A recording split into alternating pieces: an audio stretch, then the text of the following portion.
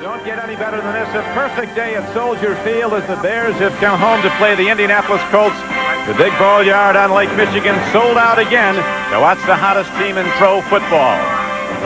Right now, there are 7 playoff contenders in the National Football Conference. The Chicago Bears are, of course, locked in with their 12-1 mark. Those other 6 teams compete for the other 4 spots. The Bears will be on the home field right through the playoffs up to the Super Bowl, which you'll see here on NBC Sports. Good afternoon, everyone. Don Criqui with Bob Trumpy on a great December day in Chicago. Now that the Miami Dolphins have rudely interrupted the dream season of the Chicago Bears, we find out today if the Bears can get rolling again and start dominating again. They're optimistic they can, Trump, particularly with Jim McMahon ready to start again at quarterback. Don, as a starting quarterback for the Chicago Bears, McMahon record 24-4. And, of course, he's kind of the nerve center of the Chicago Bears offense. He dresses like a quarterback, wears a quarterback's number, but he acts like a linebacker. He headbutts people, and the Bears are undefeated here on Soldier Field in 1985. The Indianapolis Colts have won only 3 games, but their coach Ron Dowhauer says of his young ball club, we're not intimidated by anybody. They look on this as their Super Bowl. They've been waiting to play the Bears, and they've got a couple of darn good runners, although they don't get a lot of press. Yeah, Colts try to control the line of scrimmage offensively, and they do with great running backs. No question about it. McMillan and Wansley, the team averages 4.7 yards a carry. That ties them with the Chicago Bears for second best in the NFL. And you'll note, throughout the day, they will run to the left. Chris Hinton is the left tackle, Ben Hutt the left guard. That's where they like to run it. There's the man who runs the offense and the team. His first year as head coach, Rod Dowhauer. Very popular with his players. He, of course, was one of the most celebrated offensive coordinators in the National Football League, most recently with the St. Louis Cardinals before joining the Colts. Last week against a tough New England defense, Indianapolis put up 31 points, but it wasn't enough as the Colts lost 38-31. Across the way, a very intense head man for the Chicago Bears, who played on their last championship team. He was an all-pro tight end in '63 when the Bears last won. Now he's the head coach of a team that many favor to win Super Bowl 20 coming up in January. But today the Bears want to get back momentum. Chicago, to your right, will pick it off. Kevin Butler moves into the ball and drills it downfield. Taken back inside the 5, and now they're going to run it back out to about the 20-yard line, and the Colts will go 1st and 10 from there. Coming back was Oliver Williams running the ball back, and so it's out to the 20-yard line and 1st and 10 there for the Colts with Mike Pagel at quarterback. Randy McMillan and George Wansley, the 2 good runners for Indianapolis, a team that averages almost 5 yards a rush.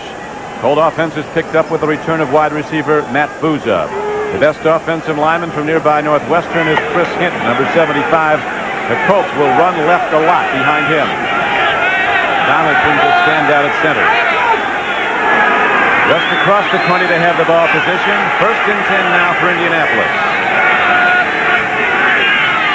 Mike Pagel goes to the run, and Randy McMillan takes it out to the 30. Very close to a 10-yard gain. He'll be just short of a 1st down.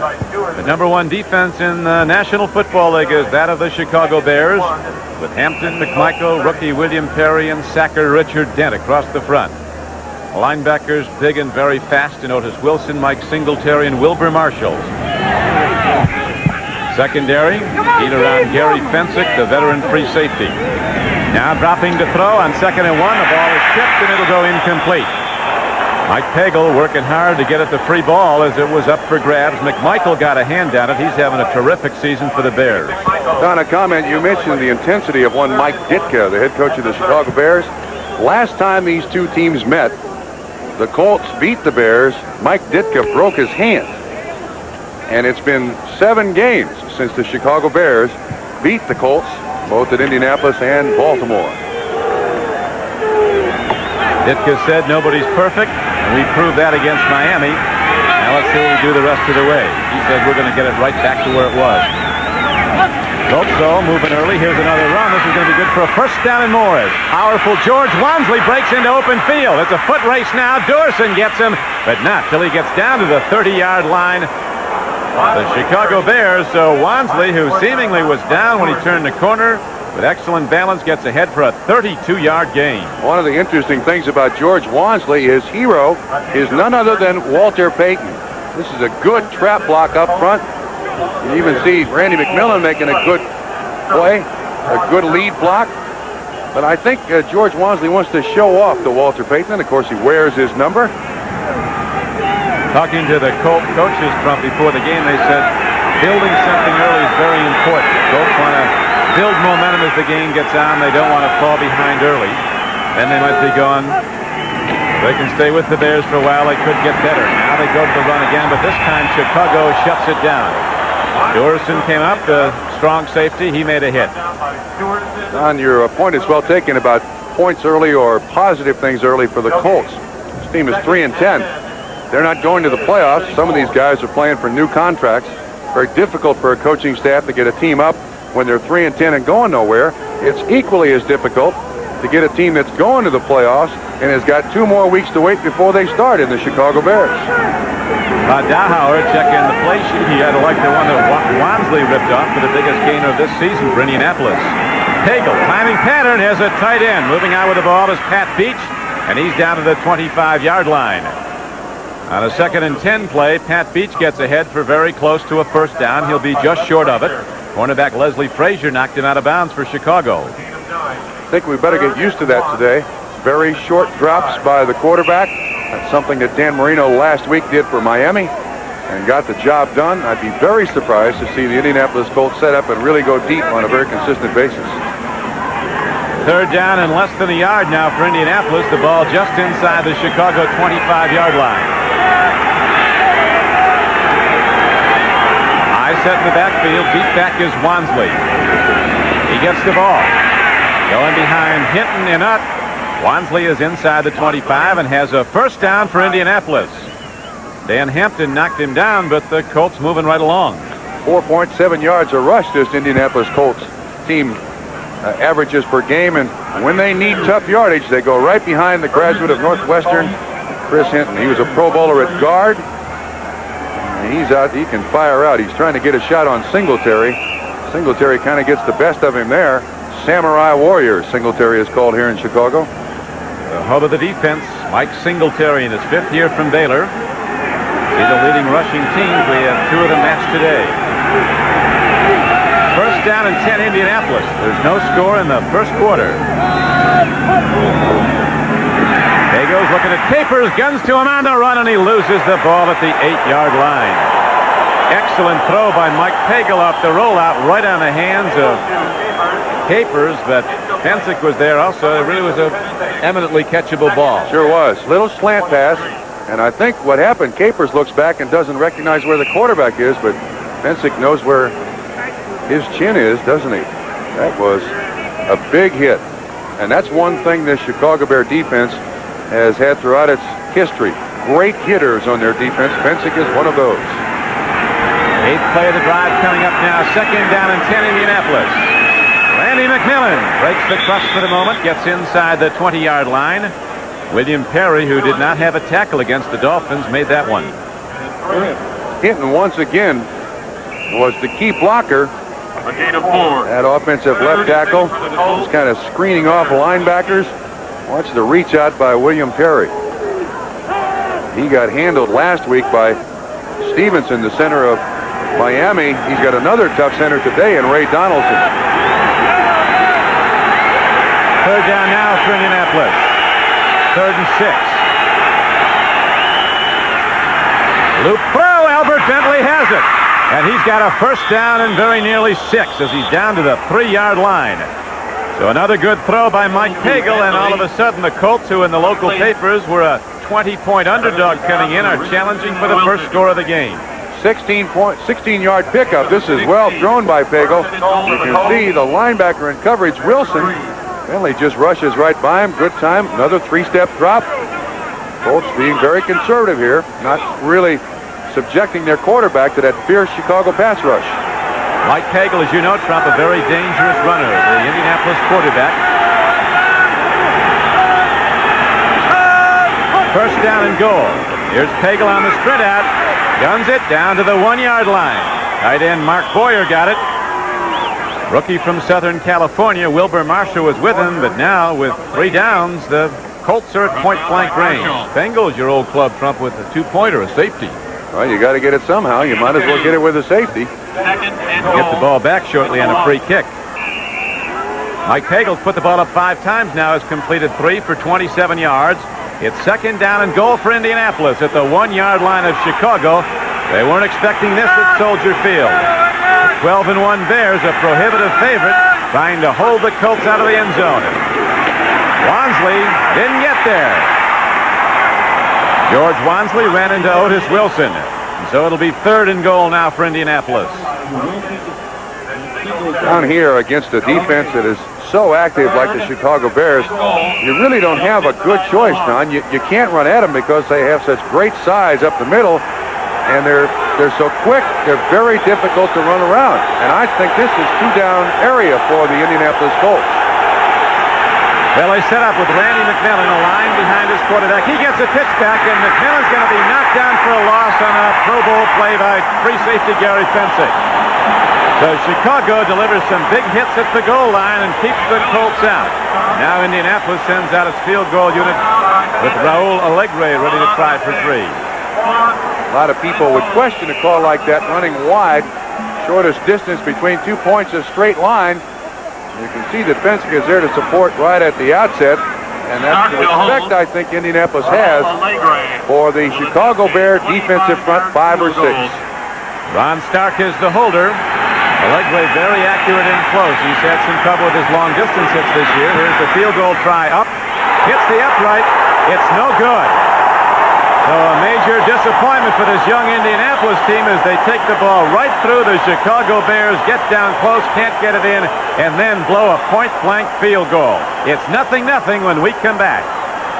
72-yard drive. You can't really see his left foot. But generally, when a kicker misses one like that, his foot has turned out. Just the 2nd miss of the season for Raul Alegre inside the 40-yard line, Don. Heartbreaker for the Colts as they went 72 yards in 13 plays, came away empty, and they had a 2nd and goal at the 1, you remember. Now the Bears get their first crack at it on offense with Jim McMahon back at quarterback to start the game. Peyton and Suey are his runners.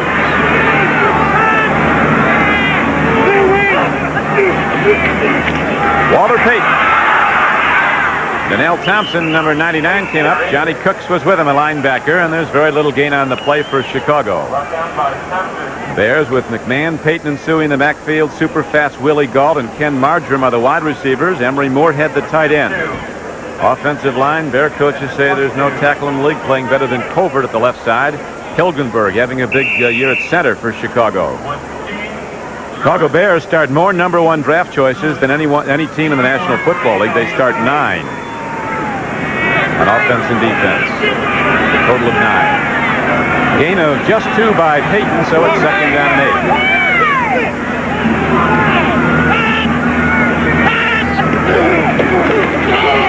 8. Draw to Walter Payton, who's been hobbled with a 5-foot flu this week. Didn't work out early in the week, but they say he's up to speed. Now on 2 carries, he doesn't get much, although he's gotten a ton so far this year, over 1,300 yards. Donnell Thompson was the number 1. Defensive left end, Brad White and Chris Scott in the front 3 with him. Linebackers, the strength of the Indianapolis defense. Cooks, Krause, and Bickett, all high number 1 draft choices. Cliff Odom might be the best of the lot. Secondary's young. Eugene Daniel, one of the corners on the right side, has 6 interceptions this year. 3rd down and a long 6 for Chicago.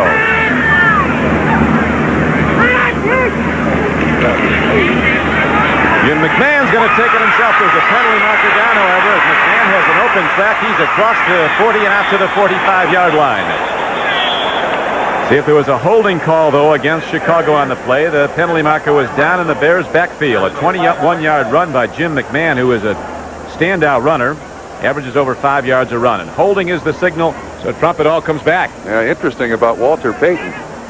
He is the NFL's leading rusher, but the Colts historically have done an outstanding job against him. Number 62. That's on Mark Bortz, the tackle. Watch the left side.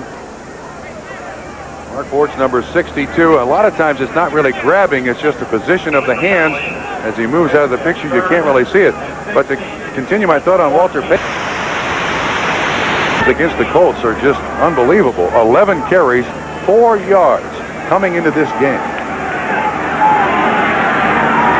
So now after the 21-yard run by the quarterback is negated, Third down and about 17.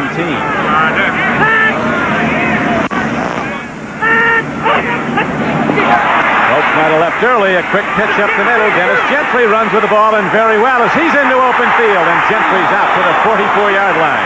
Now we got 2 flags. One at the line of scrimmage, one in the offensive backfield again. 30-yard runs, so the Bears have ripped off 51 yards on consecutive runs, but this one looks to be coming back. There's no question that Indianapolis was offside, but the other flag in the offensive backfield may be a late hit on the quarterback, even though that is considered a pass. Number 50, defense was offside. Number 50, roughing the quarterback. Also, 15-yard penalty, and that's a first down. Don, the interesting thing about that is even though it's a shovel pass, he is still under the protection of a quarterback. So you can't late hit him. Even though he rolled out a little bit, Dwayne Bickett put a shot on Jim McMahon, cost him an extra 15 yards. Watch what happens. And there's the flag, and that's a big play. 31 yards on the run, 15 yards on the penalty, just 46 yards. Watch again. Kind of a shove, not really a hit, but nevertheless, the quarterback is still afforded protection on that play. New England Patriots, very much a playoff contender in the American Conference, going in with a 9-4 record, have taken a 7-0 lead on a Tony Easton run for a touchdown. To the other scores, Cincinnati now putting a touchdown up to extend its lead over Dallas. First and 10 for the Chicago Bears. First quarter and no score as Matt Suhey runs the ball down to the 38-yard line. You joined us late. The Indianapolis Colts took the opening kickoff, marched 72 yards and 13 plays, were right down at the Chicago goal line. Couldn't get it in, tried a field goal from about 22 yards out, and it hit the upright and was no good. So they went all the way down for naught. Chicago took over the ball, and now after a run and a subsequent penalty tacked down, the Bears get a 46-yard gainer, and they're on the Colts side of the field for the first time in the game. 6 minutes and 34 seconds to play in the first quarter.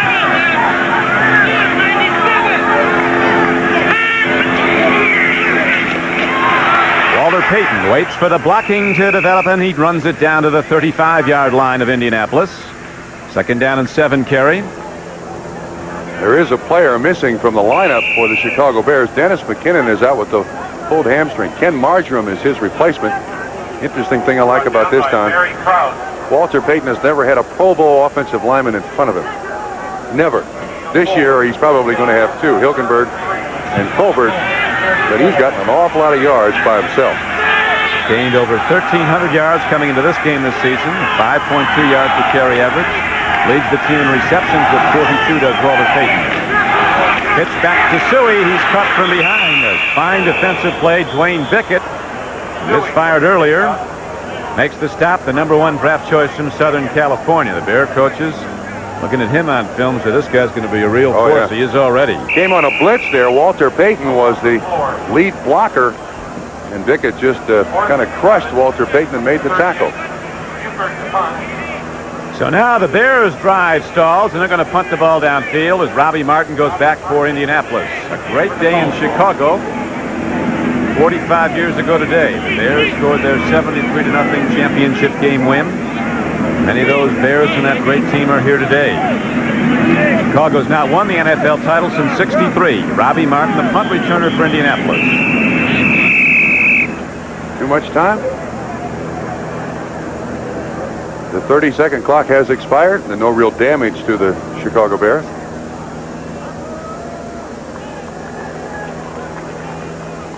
Mike Ditka with his quarterback, Jim McMahon. Delay the game. Offense. So they'll punt from a little farther back. The line of scrimmage now the 43-yard line. McMahon was banged up in a win over Green Bay here at Soldier Field on November 3rd. Steve Fuller played the next 3 games. Of course, McMahon came in when Fuller was hurt against Miami on Monday night. Jim McMahon with an 89 quarterback rating. Robbie Martin, as you see, can break the long one. Has a 70-yard return for a touchdown this season. Maury Buford hits a line drive that's going to carry into the end zone. So it'll come out to the 20, and Indianapolis will start again after driving all the way down to the Chicago goal line in its first possession. 43-yard punt. We'll be back with the Colts with the ball, and still no score. late 60s and early 70s, Joe Namath started wearing white shoes, and all the high school kids in the country did the same. I wonder how many high school kids are now wearing headbands. Well, you can do it if you're a good quarterback. It's like swimmers with shaved heads. They better be good swimmers. True. You're right. First down and 10 now for the Colts. Nothing game. First quarter at Soldier Field. On 50 with Bob Crumpy. Millen looks for room, and the Bears don't give him any. Big Dan Hampton made the knockdown, so it's going to be second down and long. More scores. Cincinnati stunning the Cowboys 16-0. Ziason just threw to Eddie Brown for 15 yards and a touchdown. St. Louis up on New Orleans 7-0 first quarter score. Stump Mitchell ran it in for the Cardinals from 5 yards out. Here at Soldier Field on a mild December day, the Colts and the Bears are scoreless. Chicago coming in some estimates a 3-touchdown favorite. Thing about the Colts, they're young. They don't have a great record, but they don't quit. Here's a hard throw to Capers again at the 30. Covering on the play was Mike Richardson. So it brings up third down and long for Indianapolis. Colts staying with that three-step drop, running the slants that you and I saw and everybody else in the country saw in Miami last week. Watch the quarterback. 1, 2, 3, set up. Just a 5-yard pattern. And the defensive back, Richardson, right there at the point of reception. Colts doing well on third down conversions. They had 3 of 4 conversions in that first drive that came up empty, though. No score on the board. High snap. Pagel, good athletic ability, fields the ball, gets it out to Oliver Williams, and he's out for a first down if the play goes. Williams from Illinois is out to the 32-yard line, a gain of 10. And you put your finger right on it. That was a great athletic job by Pagel. That ball was snapped very high by Donaldson. He had to tip it around to keep it in his possession, but I do believe Colts have a choice. Take the penalty or the yards, and I'm sure they'll take the yards. Defense was offside. Decline a penalty. Take the gain. First down. Pagel's been sharp in recent games, Trump, and he certainly has been today. Well, that's a great play on his part. I mean, he turns a real disaster into a positive here and still comes up with a completion. 10 yards. First down, Colts. We'll see if the Colts can rebound from that opening drive disappointment when they got right down to the Chicago goal line and came away with no points. Field goal try, hit the uprights, and they didn't score. Pagel looking deep on first and 10. Capers trying to run under it. He is out there, and the ball is almost tripped up. Leslie Frazier looking for his 7th interception. Had both hands on the ball, and as you saw, lost it. So it's a long out. It'll be second down and 10. One of the problems you face when you play the Chicago Bears, no matter who you are, is you never know when they're going to blitz or fall back in coverage. This time, everyone's back there in coverage. This ball well thrown by Pagel. Capers just couldn't quite get a hold of it. Pagel now 4 of 8 for 37 yards. Probably going for his 9th throw here. Second down and 10 coming up. Watch for the blitz here, Don. Look at him at the line of scrimmage there. Their defense keyed to blitz at any time. They go to the run to offset it, and Randy McMillan takes on tacklers out to the 38-yard line. That brings up third down. Singletary knocked him down for Chicago. Offense is when you face any defense that at the last second jumps around, really has problems identifying people and making the proper calls at the line of scrimmage. The fridge moves a little bit. Double team, well done. No problem whatsoever between Hutt and Donaldson. Good pickup. Fridge has got to play better. He's a lot better off the field than he is on the field and now on the sideline. Third down and almost 5. A long 4. Blocking is good. Pagel gets it away, and Booza drops a hard throw at the 49-yard line. He was wide open, would be still running. Now while we have a moment, let's go to Ahmad Rashad at NFL 85. Ahmad? All right, Don, in Green Bay, you fans will probably remember Dan Marino. The cold hasn't bothered him. He hits Tony Nathanson on a 10-yard touchdown. They missed the extra point. The score is 6-3 in the first quarter. Thank you, Ahmad. So the Dolphins go from 80-degree temperature to the freezing northern Wisconsin and doing all right so far, leading 6-3 over the Packers. There's no score here. Keith Ortego is back deep now for Chicago, a rookie punt returner. Tremendous hit by Ron Stark. Down to the 10-yard line. Ortego hemmed and knocked down at the 20. So Chicago goes on offense again. Leonard Coleman was down to make the play for Indianapolis after a 52-yard punt by Ron Stark and a 10-yard return. We'll be back to Soldier Field after this. We have 2:30 to play in the first quarter. This is Don Criqui with Bob Trumpy at sold-out Soldier Field in Chicago. The sudden stop of that flow of superlatives this week for the Chicago Bears. Now they're looking to get back on track and start rolling again. They have not done so far in this game. It's a 0-0 score, Indianapolis and Chicago.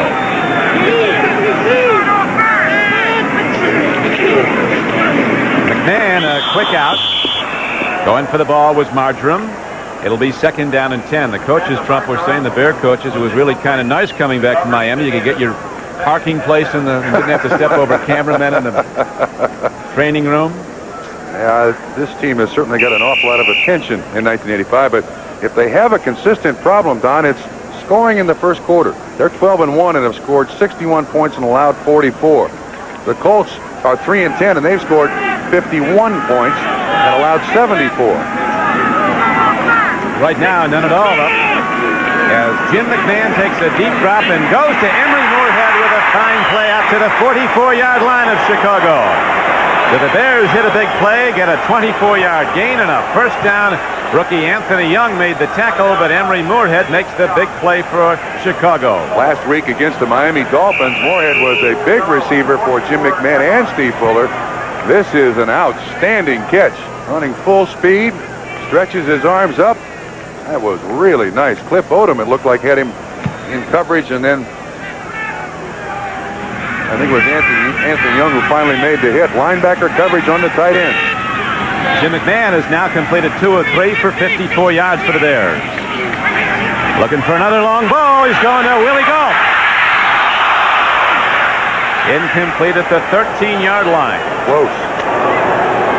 Probably the toughest ball to catch. Straight over the head of the receiver. So many guys get the label world-class speed, and really if a guy just ran college track, they seem to call him world-class nowadays. Willie Gault's the real thing. No question about it. That guy can outrun anybody that you can put a football uniform on, but he can also catch it too. He'll run the short patterns. He's also returned a kickoff, I believe, for 99 yards and a touchdown. Did that against the Redskins when the Bears were down 10-0 and they went on to rout Washington. Now it's 2nd down and 10 for Jim McMahon and the Bears as Marjoram goes in motion. Open man is Walter Payton. He has a first down to the 42-yard line of Indianapolis.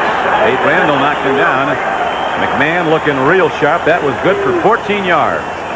Well, you can see what this best rushing team in the NFL does to the linebackers of the Colts. Just freezes them at the line of scrimmage until McMahon passes all those running backs. Payton, not only the leading rusher in the NFL, the Chicago Bears all-time leading receiver. How about that? And the leading receiver this season. That was his 43rd catch of the year.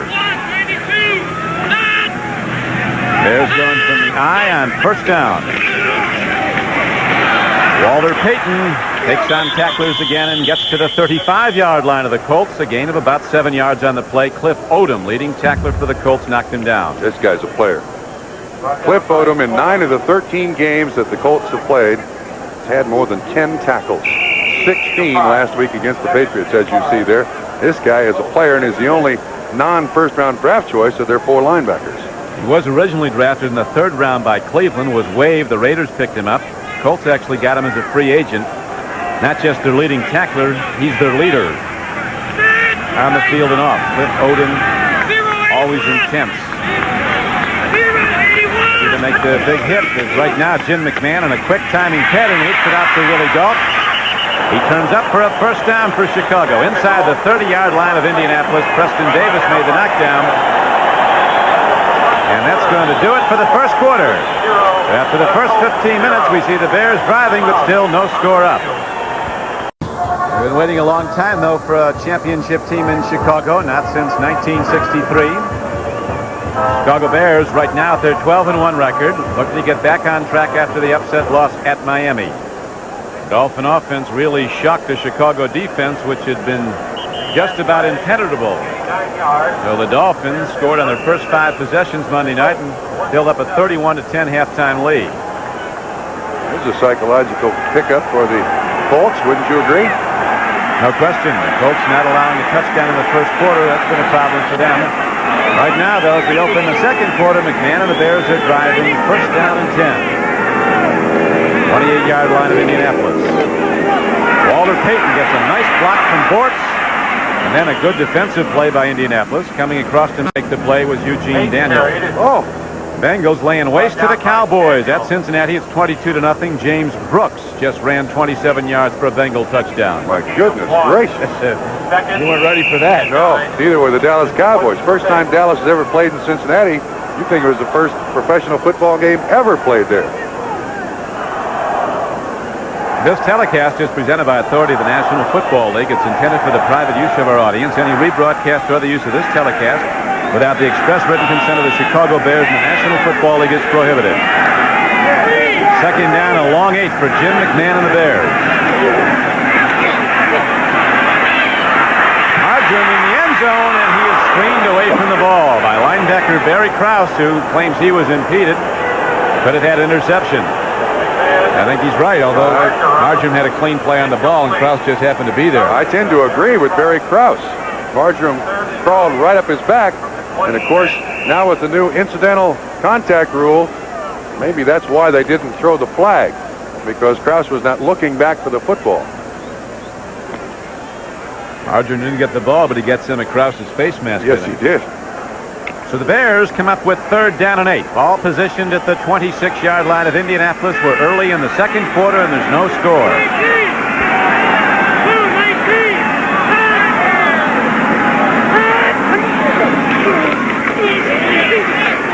Mann's got an open track. 15. Sliding to a halt at the 12-yard line. He has a first down for Chicago, a 15-yard run by Jim McMahon. Anthony Young on the tackle, and that's one of the few times you see Jim McMahon slide in there. He normally likes to take people on. There isn't a defense in the world that accounts for the quarterback running the ball. And you can see the big spot he's got there. Well done by the Chicago Bears. And the Colts are going to have to keep somebody at home to watch that. Coverage has been good, but they have left that middle wide open for Jim McMahon.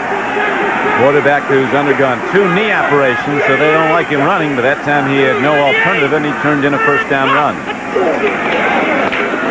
Suey right down to the 9-yard line.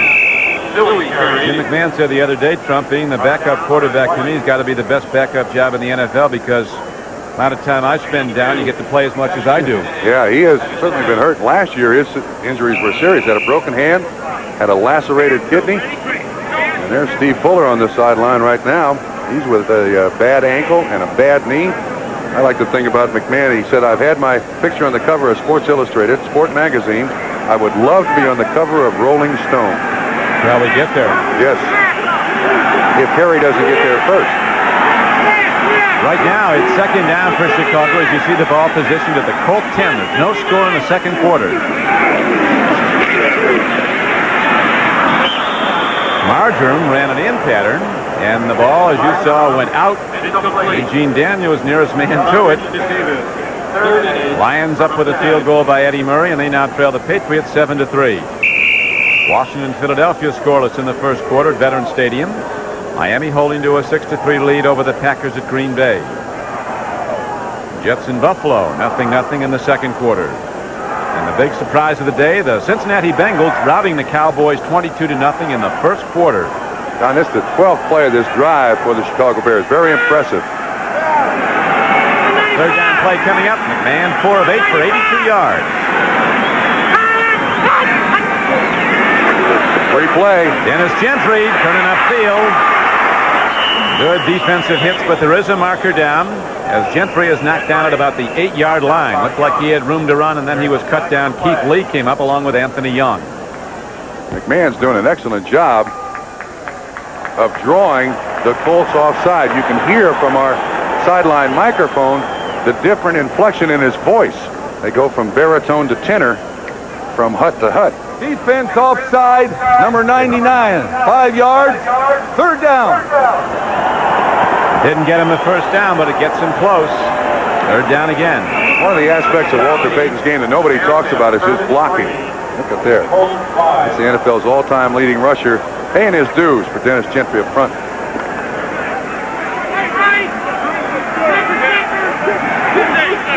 So the Bears now go third down and a long 2. No score on the board. We have 12 minutes to play in the first half. The Colts a 3-touchdown underdog trying to keep the Bears out. Suey is knocked down at about the 3. See if he got the first down. He might not have. These Colts aren't playing like they're a 3-10 football team, Don. There's Iron Mike.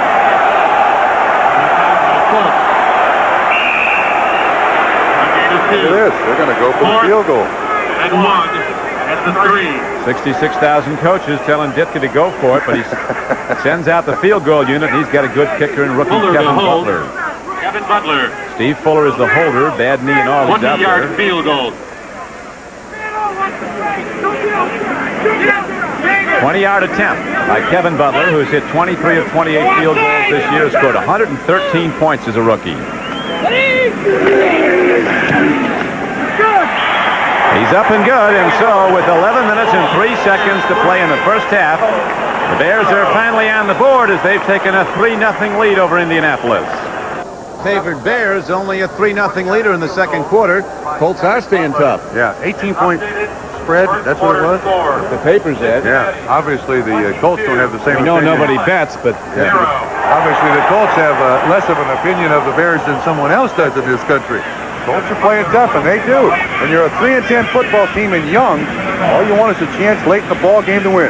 Keep it close, and a big play turns it into a win. right now, Butler, who hit the 20-yard field goal to open the scoring, kicks off. Tough one to handle, but Albert Bentley does. He is a hard-running man from Miami of Florida, and Albert Bentley gets out to the 32-yard line. So Indianapolis goes on offense. Dennis Gentry was on the tackle along with William Perry. Bears going 77 yards in 13 plays, but had to settle for a 20-yard field goal. Eagles got a ways to become the Colts all-time leading quarterback, doesn't he? Tarkenton's thrown for more than Unitas. Yeah. Right now, Indianapolis trailing 3-0, goes first and 10. The Colts at their 32-yard line. Going for the long ball. Wayne Capers trying to run under it, and it's broken up nicely by Leslie Frazier. Screened his man off and had a play on the ball. Clean play all the way. It'll be second down and 10 Colts. Frazier doesn't like the shove that Capers gave him. But with the new rules in the NFL, you can see there's contact there. Last year, I have a feeling a flag would have been thrown on someone, but both looking back at the quarterback, now that contact is allowed. Their defense had given up just 3 touchdowns in 7 games before Miami scored on its first 5 possessions. So far, the Bears going with a shutout here, but only leading 3-0. Second down and 10 after the long ball, trying first down by Pagel. McMillan. Look at this. Big, and he's fast, and Pensick has a problem as he's taken off the play. Whoa. And the Colts break another big run. Randy McMillan, who was a #1 draft choice out of Pittsburgh in 1981, rips off a 25-yard gain. Now that's a 31-yard gain by Wansley, and now a 25-yard run by McMillan, and there's nobody there, Don. Here, 2 yards past the line of scrimmage. Pensick is the only guy left, and Chris Hinton right in front of him does an excellent job. Wow. And there was nobody there. McMillan now 6 carries, 40 yards. Wilbur Marshall finally knocked him down. First down and 10 for the Colts at the Bear 43.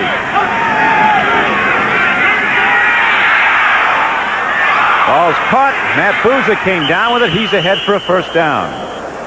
Booza, who dropped one in open field, he's very sure-handed, makes a fine play, a 12-yard gain, and the Colts move on. This guy's not big, this guy's not fast, but he's got very big and very fast hands. Good possession receiver for the Colts. And there have been a lot of people open here so far. I don't know what's happening to the Chicago Bears, but for the second week in a row, not looking like that stifling defense that they had in the first 12 games of the season. Hagel 5 of 11 for 49 yards. Starting to get riled up at Wrigley Field. This sold-out stadium's been quiet for the most part. Looked like a painting in the stands as Hagel guns one out. McMillan takes it, and he's down to the 28-yard line. Gain of only about 4 yards on the play, but it took near-perfect execution to get that as Wilbur Marshall was covering. You're looking for pluses as a Colt fan. The Colts have yet to be sacked. And this Chicago Bear defense has beaten up a lot of quarterbacks. But they're staying with the short stuff. Randy McMillan came off that Pitt team that might have set a record for #1 draft choices. He's 220 pounds. He's been clocked at 4.5 in the 40. Not many wide receivers run that fast. Second down and 7 now for Indianapolis. Chicago leads the game 3-0. McMichael came in and slapped the ball back. Steve McMichael, big man from Texas with 8 sacks this year, having his best season. He grades out as the Bears' #1 defensive lineman this year. Defensive linemen are taught, get as much penetration as you can, and for a while defensive linemen will be blind in their rush. Then once they get sight of the quarterback, put your hands up over the offensive lineman like a picket fence, and that's exactly what McMichael did. Can't believe the New England Patriots couldn't use that guy. Yeah, they cut him. Now it is third down coming up for Indianapolis.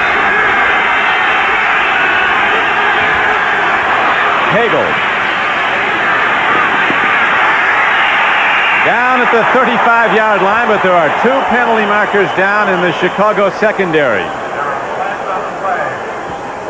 All over the place. 1 from each side. Here's Ben Dreith, our referee, to say offside against Chicago, so the sack is negated, and instead offside defense number 95. 5 yards, third down. Colts get the down over. Richard Dent, the leading sacker for Chicago with 13.5 sacks, had 3 at Miami. Colt quarterbacks have had a problem trumping recent games with sacks. They've, for the most part, though, protected their QBs well. Yeah, especially in the first part of the season. They were sacked only 11 times in the first 8 games, but 21 times in the last 6 games. And that sack goes by the board. 5-yard pickup by penalty for the Colts. Now it's third down and just over 2 for Indianapolis. Hagel gets his backs. He's quick. Firing on the run. It's a fine catch for a first down. Coming off the flank was Matt Booza, catching it below his knees. Toughest catch in football on a hard-thrown ball, and he's ahead for a first down. Running away from the quarterback, too. That's a very nice catch. You could see the audible called by Pagel at the line of scrimmage. And they're staying away from the pass rush. Look What at a that. catch. He caught the back end of that football. That's his second catch of the day for 16 yards. You can't practice that either. Watch how low this ball goes. The point of the ball goes down to the ground. That's sinking away. He grabs it. So they convert the first down, and now the Colts are at the Bear 20-yard line. First down and 10 with Chicago leading 3-0. Randy McMillan takes it to the 15-yard line. He got 5. Colts showing this Bear defense no respect whatsoever. Really aren't. If you haven't seen the Colts, I know you've seen the Bears no matter where you're watching this game. The Colts won't quit, no matter what the score, where they're at. This is a young team with a lot of fire. And the Chicago coaches, you were saying, Trump, think they're only a couple of players away from being a real contender. No question about it. One of the spots they'd like to improve drastically is quarterback, by the way. Hagel's been working very well in this game against the #1 defense in the NFL. Second down, pitch back to George Wansley. William Perry can't run him down, and Wansley's down inside the 15-yard line of Chicago. It'll bring up third and short yardage. Dave Dorson finally got him. You'll see number 72, William Perry. The cold helps him. You see right there, that's a tackle you would think he would make, wouldn't you? Wansley runs right out of that tackle and then slips for very little gain, bringing up third down and about 2. I think William looked like he was going to eat him up like one of those cheeseburgers, but he lost him. So the Colts are threatening now, third down and just over 3. Bears lead the game in the second quarter 3-0. Cagle throws. Boozer wasn't even looking back at the ball as it comes in too high. And so, as the Colts send out their field goal team, let's go to Ahmad Rashad at NFL 85. All right, down in Buffalo, Ken O'Brien from his own end zone hooks up with Wesley Walker on this 96-yard touchdown. It's the longest in Jet history. Watch Walker turn the warp speed on. 14-0 Jets, second quarter. Warp speed. Wesley's got it. Now Raul Alegre's back out. You'll recall his first try from 20 yards hit the upright and was no good after that long opening drive by Indianapolis. This is a 30-yard attempt, 31-yard, and he drills it, and we've got a tie game with 5:34 to play in the first half. So the Colts are hanging tough. They've tied the Bears, and we'll be back in a moment. 30-yard field goal. Allegre will pick off. Gentry and Colts. Bob Trumpy, this is Don Criqui back at Soldier Field. The Colts have tied the game at 3, and now they kick it off. And here comes Dennis Gentry for Chicago. Out to the 19-yard line. Good special teams play by Indianapolis, led by Tate Randall, number 35. The Bears offense able to produce only a field goal so far with 5:24 to play in the first half. Comes back out with Jim McMahon at quarterback. Colts so far have run 29 plays, and the Bears 19. That last scoring drive by the Indianapolis Colts, 10 plays, 56 yards, and of course that 30-yard field goal by Allegre. Colt defense loaded with some top young number 1 draft choices when they came out, like Donnell Thompson, Cooks, Krause, and Bickett. Big play athletes as the pitch back goes to Walter Payton. Nesby Glasgow, a hard-hitting, strong safety, came up to make the strike for Indianapolis. Short gain on the play. Don, you said at the outset of our broadcast that the Indianapolis coaches, Rod Dowhower, said this is our Super Bowl. Colts are playing like this is Super Bowl. And the most interesting thing I think about is the way they've come back from that, the disappointment of the opening drive, went right down the field, had second and goal at the Chicago 1. Subsequently missed a short field goal, and still it's played tight. And the coaches said at the outset, if the Colts can hang in early, they could build momentum and be tough throughout the fourth quarter. Game is tied 3-3. Calvin Thomas, a big back, takes on people and is knocked down at the 28-yard line. Bring up third and about 2. Don, I just noticed that graphic that to this point in the ball game, the Colts had outrushed the Chicago Bears. That is highly unusual. In 32 of the last 35 games the Bears have played, they have outrushed their opponents. Look at there. Almost 2-1. Colts over the Bears.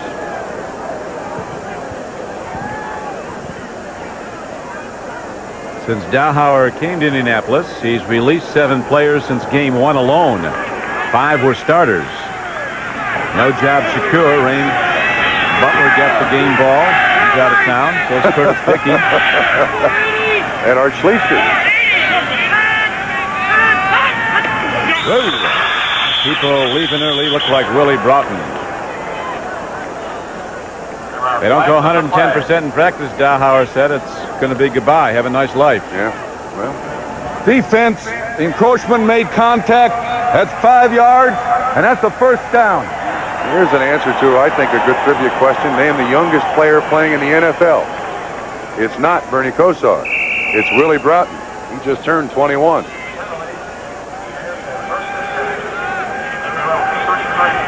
Willie's a very intense guy. They say every Monday, sure he's going to be cut. And every Tuesday, he's still there. Right now, Chicago with a first down, and the game tied 3-3 goes from its 33-yard line. Man, looping it up, and the Colt defenders come up. Glasgow came up on the tight end, Tim Reitman. Broughton had his hand right in McMahon's face there. Speaking of young teams, bad news for the NFL. The Chicago Bears are the youngest team in the NFC. Whoa. That's remarkable. I agree. That when I found that out, I was shocked. And O'Brien with 2 touchdown throws for the Jets. They look to go to 10-4. Buffalo's been out of business for some time now. Years, not days. Second down and 10 coming up for Chicago at the Bear 33-yard line. Big rush. McMahon's in trouble, and they get him at the 28. Dwayne Bickett, number 50, Donnell Thompson, and Johnny Cooks all had him pinned in. So now it's 3rd down and long for Jim McMahon and Chicago's offense. Play action fake by McMahon fooled no one. You see Bickett coming from the left side. That's on Covert. There's our best offensive lineman. And Johnny Cook's also there to kind of flush him a little bit. First sack of the day for the Colts. Well, these guys are playing not like they're 3 and 10. Game is tied. 3-3. We're in the second quarter. One local paper had the Indianapolis Colts a 20-point underdog for this game, but they've tied Chicago as we're down to 3 minutes to play in the first half. It's a 3-3 game. 3rd down and 15 for Jim McMahon and the Bears. McMahon is cut down at the 30, and the Colts will get it back on a punt. And some boos are heard here at Soldier Field. To repeat, they are undefeated here at Soldier Field. That time Scott Burkus and Chris Scott made contact. Last time the Bears went undefeated at home, 1963, they won the NFL's championship. Colts will have good field position in all probability and some time to work with 2:24 to play in the first half, clock running.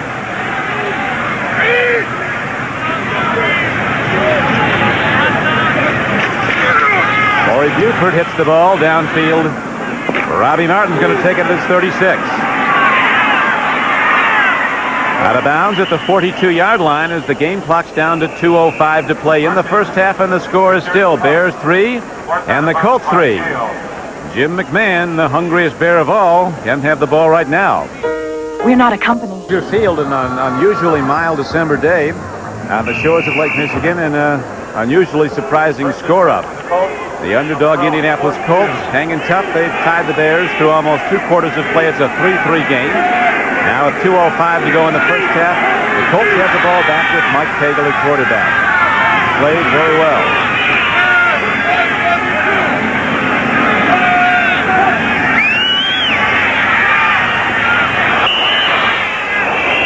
Pagel trying to get Wayne Capers again on that look-in off the flank. It'll be 2nd down and 10. Sun breaking through again now. Temperature was in the high 30s at kickoff time. They haven't completed that slant pass yet. They've been trying and trying hard.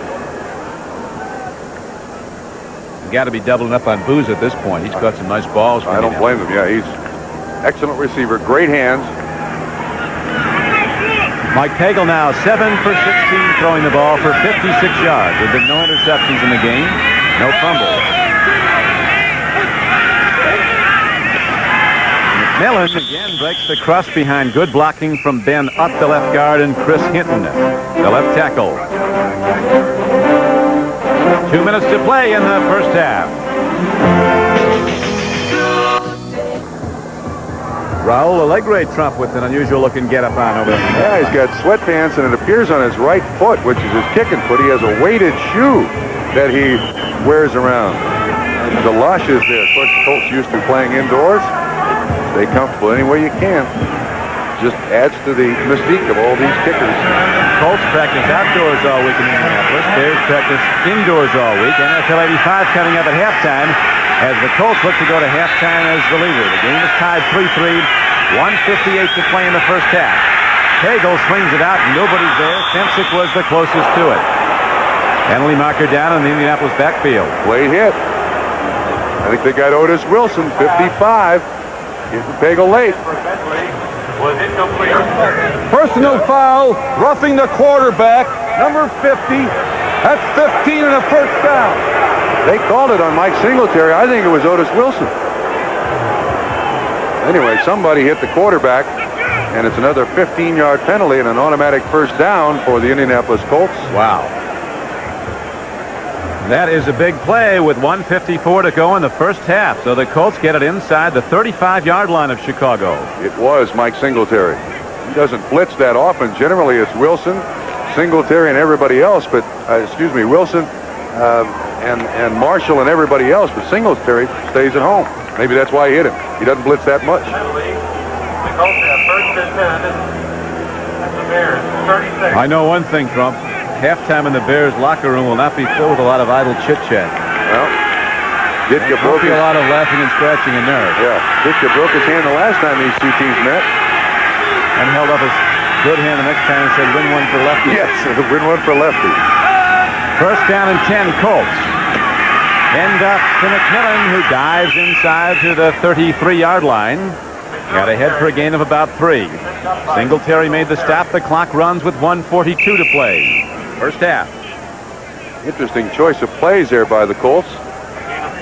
There's 1:36, 1:35 left in the first half, and they run. Only time the Bears were held to 3 points in the first half was against Tampa Bay. I think the Bears scored 35 in the second half, though. How about that?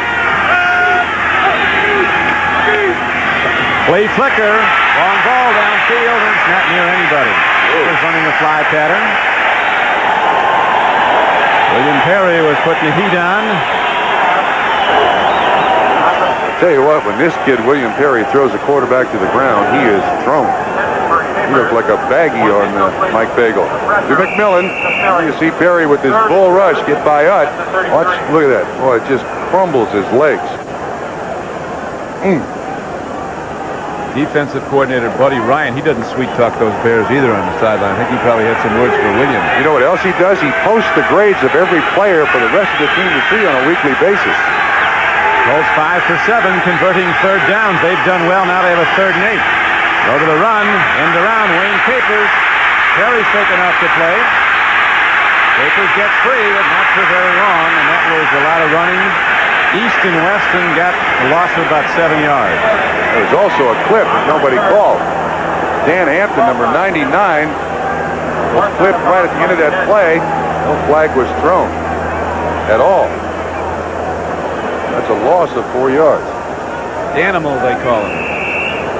That guy has got to have the longest arms in the NFL. Walking on his knuckles. Absolutely. When he gets down in his stance, I mean, if you're lined up across from him, you see nothing but forearms. You can't see any body or face mask or anything. Colts take the timeout. You were saying, though, when you played, the record for long arms belonged to Too Tall Jones. Too Tall Jones. That was a big arm. It was a long arm, and it was connected to something mean. And we'll be back right after this. Now, the Colts are doing something interesting here. They're waiting to the last second to bring their entire team on the field, so the Bears don't know, in fact, what the Colts might be doing, and it looks like they're going to try for a field goal. Look at all the change going on there. Try a long one. It'll be a 56-yarder. 6-yard field goal. Longest this season for Raul. The leg raise just 44 yards. And the officials stop everything. The holder, Ron Stark, is an excellent athlete. Was a decathlete. He can throw it. 56-yard attempt they're lining up for. They're going to boot it. It's on the way. He's got the chunk. But he's wide left. Hit it flush, but he's wide left. And so, a 55-yard unofficial field goal is no good, wide to the left. And it's the Bears taking over the ball with 59 seconds to play in the first half, and they very conceivably could get in field goal range shortly. No question about it. I'm surprised that the Colts would take a timeout, assemble everybody at the sideline, and then just kick the field goal. And it looked like the Bears felt that they were going to kick the field goal. Maybe they didn't realize what a great left-handed athlete Ron Stark is, the holder for Raul Allegre. Monday night when we were at the Orange Bowl in Miami, that might have been the loudest NFL crowd we've heard in a long time. This might be the quietest. I think they're surprised. Bear fans a bit stunned as the Chicago Bears, prohibitive favorite, are tied with Indianapolis 3-3 with 59 seconds to go in the half. Man puts it up, and Dennis Gentry can't get it at the 50. So it'll be 2nd down and 10 now for Chicago at the Bear 37-yard line. He's mad at himself. This week was the first week. Actually, the week of the Miami game was the first week McMahon had any chance to really work out and throw. Had a bad shoulder. Overthrew Gentry just a little bit and said, how can I miss that? Jim McMahon comes in, completing 59% of his passes. He's thrown for 13 touchdowns this year, has had 8 intercepted, has an 87 quarterback rating, very high. Today's 4 for 10 for 82 yards. And no turnovers in this game.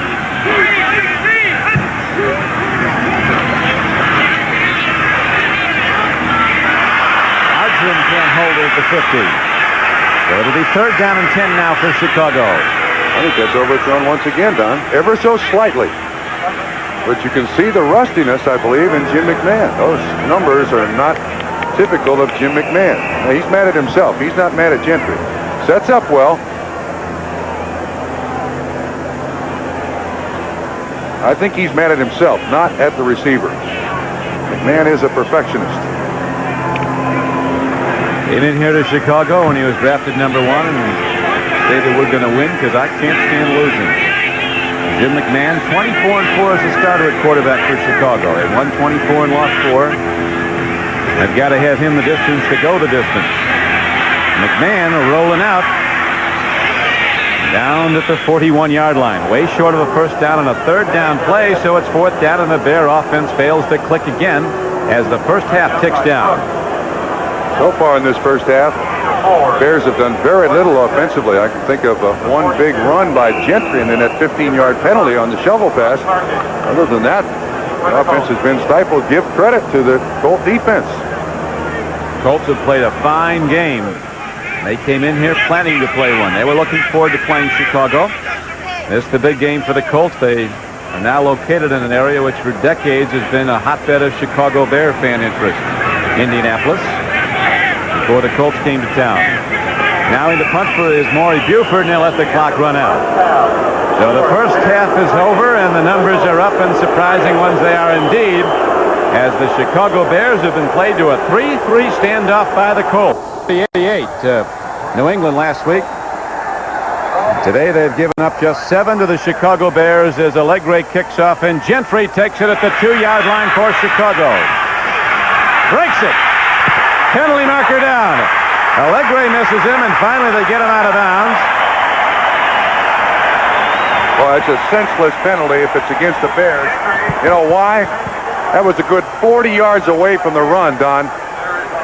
It's against Chicago, and Gentry runs near side of the field. The flag is all the way on the far side of the field. That's dumb football. There's no other way to look at it. Number 75, receiving team, illegal push in the back. 10-yard penalty. Stephon Humphreys, big offensive lineman from the University of Michigan, negates a 52-yard return, but then again, a lot of times the return wouldn't have been 52 yards if somebody hadn't been fouled. But not in this case. That flag was thrown on the far hash mark, and the ball was run this way. That's bad start. Well, the Bears have it now back to their 19-yard line to go 1st and 10. Look in the middle of the screen there. That's a senseless penalty. That return is set up to the near side. If he didn't touch that guy, he doesn't make the tackle. No, I didn't look like much of a foul either, though. Here's McMahon throwing downfield, and Willie goes high and comes down with the ball at the 39-yard line. The Bears come out firing and get a big play on 1st down, a 21-yard gain for Chicago. You have to feel for any defensive back who lines up against Willie Gault with that world-class sprinter speed, and it's legitimate. You've got to give him a pretty good cushion. Preston Davis does. Good timing pass by McMahon, and before Willie Gault turns around, ball's on the way. 21-yard pickup, 1st down, Bears.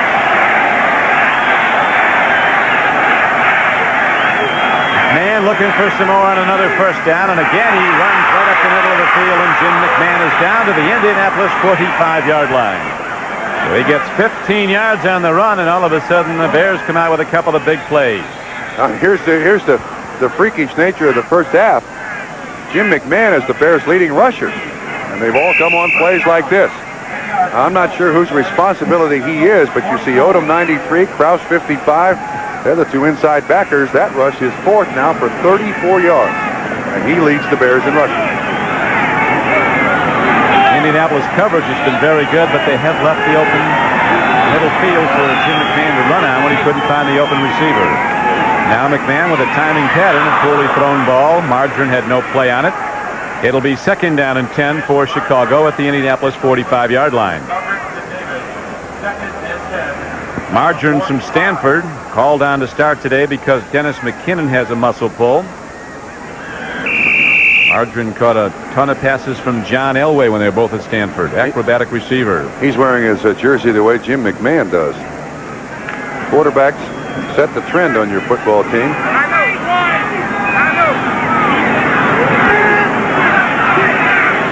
Right now, it's going to be 2nd down and 10 for Chicago, 45-yard line of the Colts. The game is tied early in the 3rd quarter, 3-3.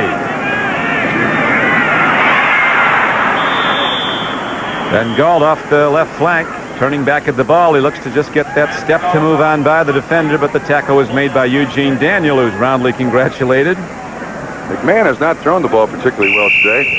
That was just his second completion in his last 8 attempts. Man, of course, troubled by a bad shoulder. Went out in the Green Bay game here November 3rd. Missed the next 3 games. Came in when Steve Fuller was injured at Miami last Monday night.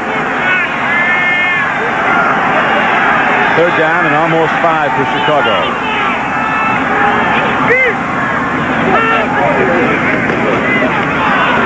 Walter Payton trying hard to get a first down. He's going to be close, but maybe just short of it. I say they go for it, too. It's going to be interesting here, Trump. 4th down and less than a yard. I think if I'm Mike Ditka, you go. You got to light a fire underneath your football team. Yeah, they're signaling the play in. They're going for it. McMahon waving to the crowd to keep the noise down so he can call plays and get his team into alignment. You see they need just a couple of feet for the first down. Lights are on at Soldier Field, but the day is very good indeed. Temperature up to 39 degrees. It's actually jumped up a few degrees since the kickoff. Listen to his voice inflection now.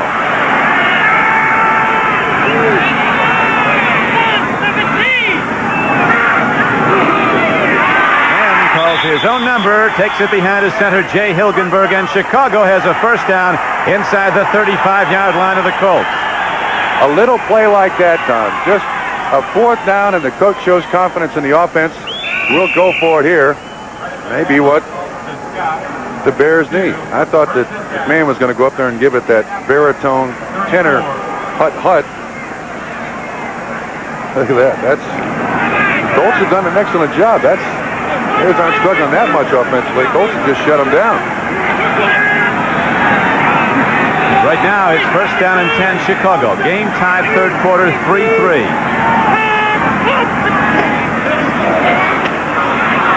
Emery Moorhead can't get to the ball at the 30. The Chicago tight end swinging out, so it'll be 2nd down and 10 for the Bears. 10:58 to play in the 3rd quarter. Cooks and Thompson all over McMahon. This was a 3-step drop. Watch Cooks. He blitzes inside. They run a game. He's basically untouched and right there to slam him to the turf. And, of course, McMahon does have that bad shoulder. He does. He won't show it if he can help it, but he took a hard hit there. McMahon's not big. He's 6'1", 185 pounds, and he's breakable. Bad shoulder. He's undergone knee surgery twice. Last year against the Raiders, he suffered a lacerated kidney that almost finished his career. Ditka says he has the heart of a linebacker. As McMahon has time, guns it downfield, and it's almost taken for a touchdown, but broken up by Eugene Daniel, running stride for stride with the super fast Willie Gault. McMahon right on Willie Gault's hands, but Eugene Daniel was there to strip the ball. Yeah, give the plus to Eugene Daniel. Was not fooled at all. Stayed with Willie Gault. Didn't take any false steps. It's a good rollout. You can see that Chicago is now paying some respect to the Colt defensive line. Daniel gets there just as the ball does. That's a big play, Eugene Daniel. Great second look. Our producer today for NBC Sports is Kenneth Edmondson. Our director, Andy Rosenberg, is Eugene Daniel, one of the leading interceptors in the NFL with 6 so far. Breaks up what would have been a touchdown throw by McMahon. Now from the shotgun on 3rd and 10.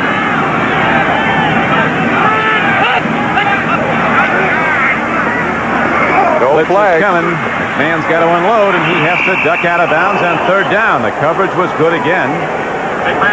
Gault and Eugene Daniel are shaking hands after every play. Now that counts as a sack, so it's the second one against the Bears today, and Ken Marjoram was wide open. McMahon could not see him just down the field. Loss of 2. So the drive 4th and stalls. 12. This is 36. You were talking, Trump, about the Bears having the youngest team in the National Conference. Somebody pointed out they also have the oldest coaching staff. Mike Ditka, I think, was very smart. Put a lot of experienced people in here. A lot of these guys have been with the Bears before. I think they have 3 former head coaches in the NFL on this staff.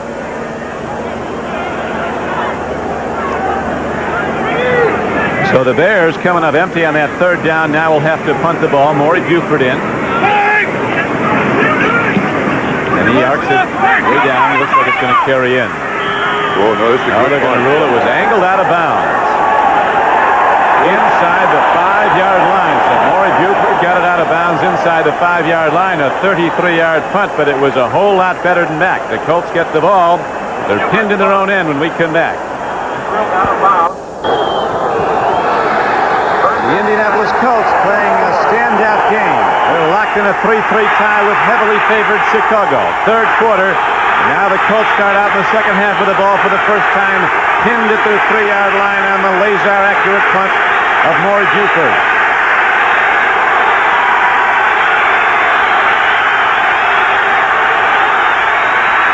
Colts go to the run, and McMillan with both hands on the ball takes it out to about the 7-yard line. Got 4. Cliff Thrift in as an extra linebacker. The former San Diego Charger made the stop for Chicago. Only 2 sacks of the day. The Colts against the Chicago Bears, and no turnovers. In their 3 wins, the Colts are +5 in the takeaway giveaway. In their 10 losses, they're -11. Matt Booza, the sure-handed one, is out on the left flank. Capers is also on the left side. Second down and 6 for Indianapolis.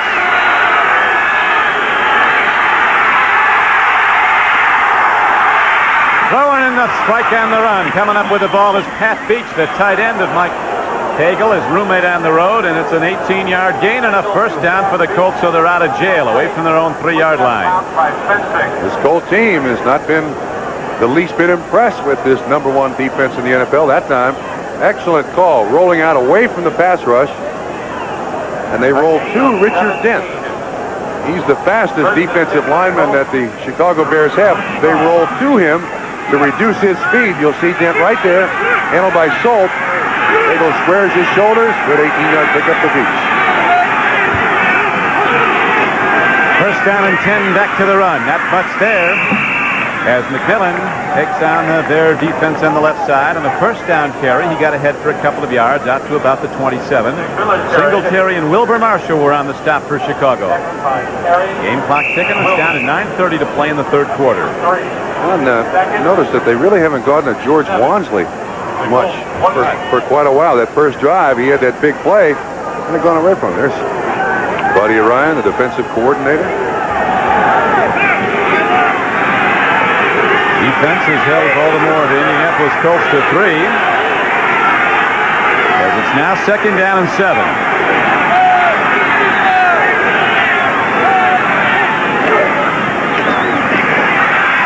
Bears shut it down at the 30. Richard Dent makes the stop on Randy McMillan. And now we'll see if we see a Mike Cagle sprint out. The New England Patriots well on their way to extending their season record to 10-4. Philadelphia holding to a 2-run lead over the Redskins. And it's 20-3. Miami opening up at Green Bay now. The Jets with a 21-0 lead over Buffalo at the half. And the Bengals, who went out in front 22-0, now leading Dallas at halftime 22-3. They're showing blitz here now, Don. Third down. Hand off to McMillan, and the Bears make a stop. William Perry makes the big play behind the line of scrimmage, so the Colts have to punt the ball. One of the things the Bears like to do with this 46 defense or 50 defense, depending on what you read, is free up people on the defensive line. William Perry runs behind the center. Donaldson doesn't even touch him, and he's there to make the tackle. Big William, of whom it was said he never lifted a weight or watched his own. But the truth is, he's one of the most powerful people that ever came into this organization. I agree. Pitch downfield to the 22-yard line. Ortega takes it back for Chicago, and he's out to the 35-yard line. Well hit ball by Ron Stark. Dwayne Bickett covering on special teams for Indianapolis. 50-yard punt and a 14-yard return. The Bears get it back when we come back. We're back at Soldier Field in Chicago. 7:36 to play in the third quarter. Don Quickie with Bob Trumpy. The game is tied 3-3. Chicago Bears a heavy favorite, and Walter Payton a heavy favorite to get a 9th consecutive 100-yard rushing game. But today he's been held to 18 yards on 7 carries by an Indianapolis defense that's been playing the game of its season. Jim McMahon on first down in trouble, swings out a screen to Payton. Payton gets ahead to the 44-yard line, a gain of about 6 on the play. Nesby Glasgow and Cliff Odom made the stop for Indianapolis. You can use Walter so many different ways. He'll be a good lead blocker for you. He'll run the sweep. He'll get you the tough yardage. And he's always had great hands. Today, his third catch now. 31 yards. And a well set up screen, but it was defensed very well by the Colts, too. He only picked up 7 yards. It's a doubleheader day on NBC Sports, a big matchup in the AFC West. The Raiders and the Broncos, co-leaders, meet at Mile High Stadium in Denver. Most of you will see that game here on NBC, as right now with 6:45 to play, third quarter, the pitch back goes to Payton. Second down carry, he's short of the first down, but by less than a yard perhaps, as Dwayne Bickett got him. Bickett has been all over the place. He came from the far side of the field to make that tackle, Don. Watch where he lines up in that huddle. He came all the way to this side of the field to make the tackle. Big rangy linebacker from Southern California, 6'5", 245. Johnny Cooks, Cliff Odom, Barry Krause, and Dwayne Bickett backing the line for Indianapolis, all having standout games. Donnell Thompson, Brad White, and Chris Scott, the defensive front three. Why don't they use William Perry here, third and short? They're going to use Suey right now. Walter Payton in the backfield, as you see, 30 yards.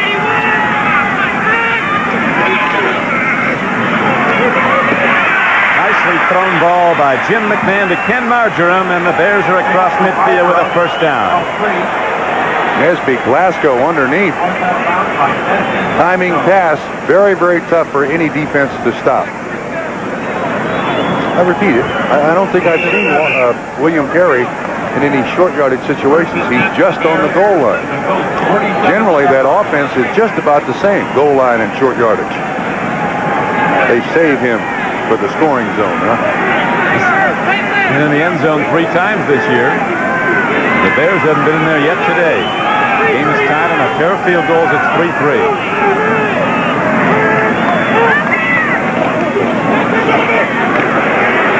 Matsui turning upfield on a first down carry. He's close to the Colt 40-yard line. Gain of about 6 on the play. Donnell Thompson, 99, made the knockdown for Indianapolis. When you watch the Colts, it appears that they're using a little bit of the flex defense. See at the top of the screen, they got one guy off the line of scrimmage, Brad White, for pursuit, and Suey goes outside. Marjoram got a good block here, got in somebody's way. That's about all you can expect a 180-pound receiver to do. But that's a good 7-yard pickup. That may be Walter's longest. That was Matt Suey, excuse me. Maybe Suey's 5 carries now, 9 yards. He's not done much either. Colts have been shutting down the run. Let's see if McMahon puts it up now. No, he's going to put it back on the ground to Suey, and he's ahead for a first down for Chicago. As Matt Suey from Penn State takes it down to the 35-yard line. Chris Scott and Dwayne Bickett on the stop. Bears have been here before. Gotten very little out of it, though. This is not the first time that they've been down at the Colts 35-yard line. They've had great field position throughout this game. This drive started at their own 37. They've had to work hard for the 25 yards that they've gotten. 4 of the Indianapolis Colts' last 5 opponents have scored 34 points or more. The normally high-scoring Chicago Bears so far have been able to put up only a field goal. It's a 3-3 game, third quarter, as Walter Payton gets the room, gets some, and dives down to the 30.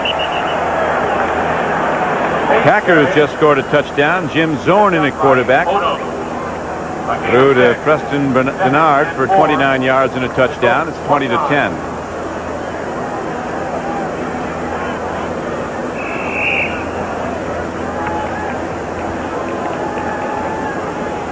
So the Bears now have the ball down inside the Indianapolis 30-yard line, down to the 29. Colts have covered well in the secondary. There hasn't been a whole lot open deep for Jim McMahon. Looking at outlet men a lot of the time. And of course, he's run the ball well when the coverage was good and there was nowhere to throw. He's the Bears' leading rusher today. Walter Payton is ahead to the 26-yard line. He'll be short of the first down, but not by much. It brings up another 3rd and short for Chicago. Chris Scott was on the stop, a second-year player from Purdue. Payton out 10 carries, 29 yards. I think for his career, he's averaged better than 5 yards a rush today, 2.9. And he has 8 straight 100-yard rushing days. coming into today's game. Kansas City back on track today, leading Atlanta 31-10 in the third quarter. Todd Blackledge at quarterback for the Chiefs. Just threw for a touchdown. The Bears and the Colts tied 3-3. Third quarter clock down to 3:35 and running.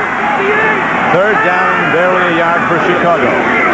Walter Payton takes the hit for the first down for Chicago down to the 20. Prescott got him, but downfield, and the Bears have 4 more downs as they drive on. Payton keeps getting up after every rush his entire career. One of the most durable running backs to have ever played the game. Cornerstone of the franchise. Never takes a playoff. He is playing impaired today, though, because he's had a tough bout with flu all week.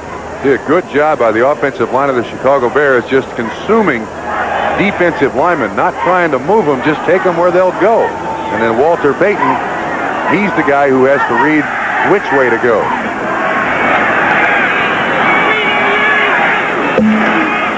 Jim McMahon looks into the end zone on first down, throws it to Suey. Excellent hands. He goes high, comes down with the ball at the 16-yard line, a gain of only 4.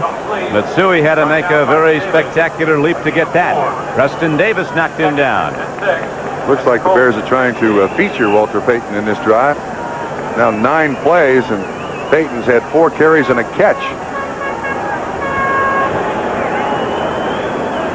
Second down and 6 coming up for Chicago. Jay Hilgenberg at center for the Bears. Mark Forts and Kurt Becker are the guards.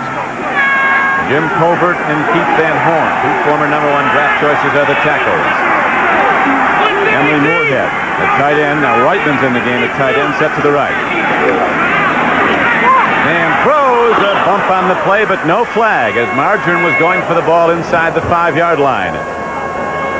Cliff Odom tipped the ball. Ran a slant. Odom with a perfect drop. You'll see 93 just to the left bottom of the screen. Gets his hand on it. Knocks it away.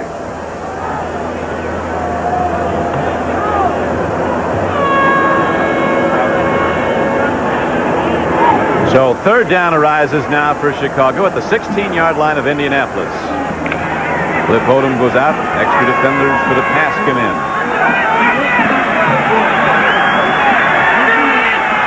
And has thrown the ball 20 times in the game. Has completed 9 for 123 yards for Chicago. Hand off to Payton. He might go in. Walter Payton is into the end zone. Touchdown, Chicago.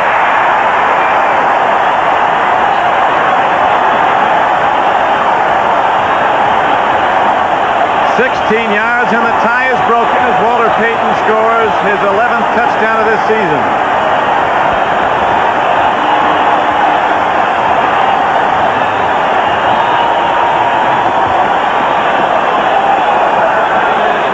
Well, you keep giving the ball to a great player like that, eventually he's going to break one. Colts came in with their pass defense. He's now 12 carries, 51 yards in that touchdown. And when they come in with that spread defense, that's when the Bears like to give it to Payton. Good-looking play. Chicago's in the end zone for the first time in the game. Kevin Butler's point after is good, and with 1:53 to play in the third quarter, the Bears take a 10-3 lead. We'll be back to Soldier Field and the Bears kickoff right after this. The Chicago Bears just mixed the pass and the run. Walter Payton going in on the payoff end, a 16-yard run. And the Bears have their first touchdown of the day, and they lead now 10-3 over Indianapolis. Chicago ready to kick it off. Robbie Martin and Albert Bentley back deep for the Colts. Line drive kick. Martin picks it up. Takes out to the 24-yard line, and there the Colts go on offense, 1st and 10. Cliff Frith was down to make the play. Once again, the draw trap. You'll see it from ground level, all the action that takes place. Walter Payton, his longest run of the day, 16 yards into the end zone. But watch the way this play develops. From behind the defense, watch number 94, Scott Burkus. Across the line of scrimmage, he's trapped. Van Horn gets the defensive back. Walter Payton, no one touches him till he's at the 2. Nice call. Well executed play. Now let's see if the Colts can take it down the field. They're trailing 10-3. Hager looks, fires. Booza can't hold the ball at the 35-yard line as people start up after the play. Chris Hinton and William Perry are swinging. Whoa. Stand back from that one. We pause briefly for station identification. This is the NBC Television Network.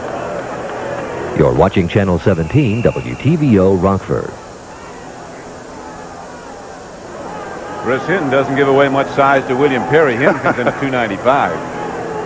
As we're at Soldier Field in Chicago, a surprisingly mild December day. Chicago Bears trying to rebound from the disappointment at Miami last Monday night. We're tied by Indianapolis 3-3 at the half. Bears have just scored in a 16-yard run by Walter Payton. They now lead the game 10-3 in the third quarter. Don Quickie with Bob Trumpy at Soldier Field. Here's a throw and a strike. Pat Beach comes down with the ball close to a first down. They'll spot him ahead for a 9-yard gain. Scoreboard changing in Green Bay, getting back into its game with Miami as Jim Zorn has just thrown for a second touchdown pass. This one a 56-yarder to James Lofton. Oh. Who was favored in that game? Oh, Dallas, yeah. Cincinnati. By a fortnight, Dallas. Really? Yeah. Cincinnati leading 29-3. Boomer Esiason just threw one to Steve Kreider. It's a doubleheader day on NBC Sports. The big second game, the Raiders and the Broncos at Mile High Stadium. Another big game at Seattle. The Browns, leaders in the AFC Central, go against the Seahawks. They're both fighting for playoff spots. End up with George Wansley on third down and 1. He was knocked down for a loss as the very quick linebacker Ron Rivera from California shot the gap and got him.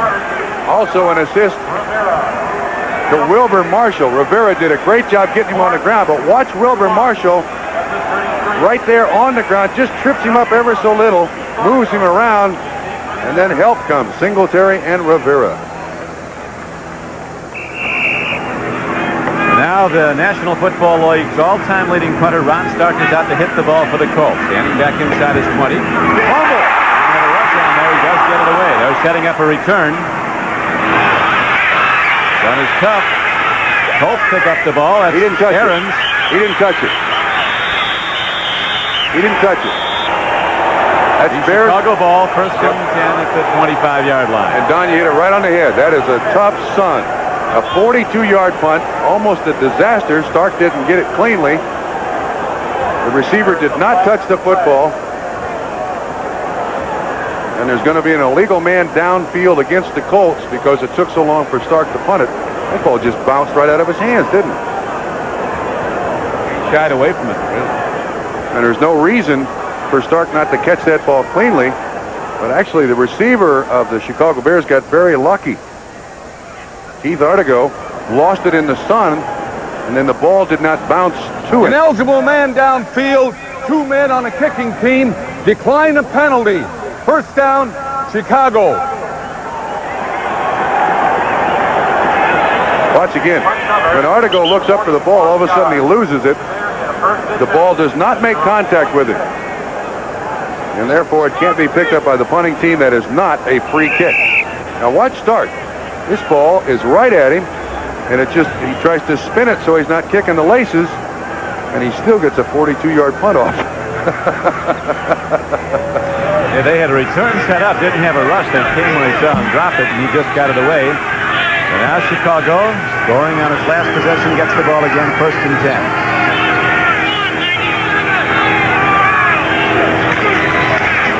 Man hands to Walter Payton in a good defensive play. Cliff Odom shot the gap, the big linebacker to make the knockdown, and that brings the third quarter to an end with the Bears in the lead, 10-3. We'll be back after these messages from your local station. Deep, dark secret being told by William Perry. At least he's not leaning on Dan Hampton. That could be IR for Hampton.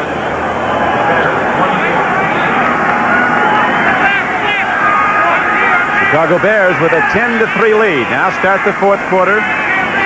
Jim McMahon has gone the distance at quarterback. Peyton and Suey are his setbacks. Willie Gall on the right flank at the top of your screen. Marjoram comes in motion. He's looking at Willie Gall. Yeah. Now he's looking to get out of trouble. He does not. He's knocked down at the 23-yard line. Third sack of the day for the Colt defense.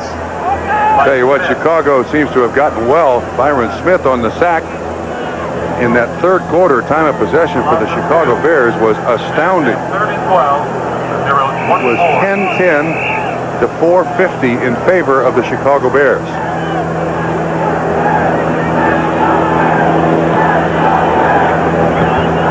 dominate for the most part in time of possession. Held that advantage in 36 of their last 37 games. Right now, they're going to put it up.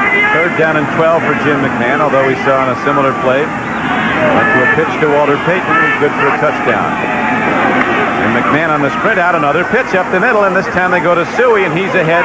Not for a first down across the 30. He'll be a good 5 yards short. So Chicago has to punt the ball to the Colts. We have 14:10 to play in the game, and the clock's running. Don Scott Burkus almost caught that ball. Once you run that shovel pass, you're pretty much committed to it. There are no outlet receivers on a shovel pass. Burkus was standing right there. Really lucky to catch it.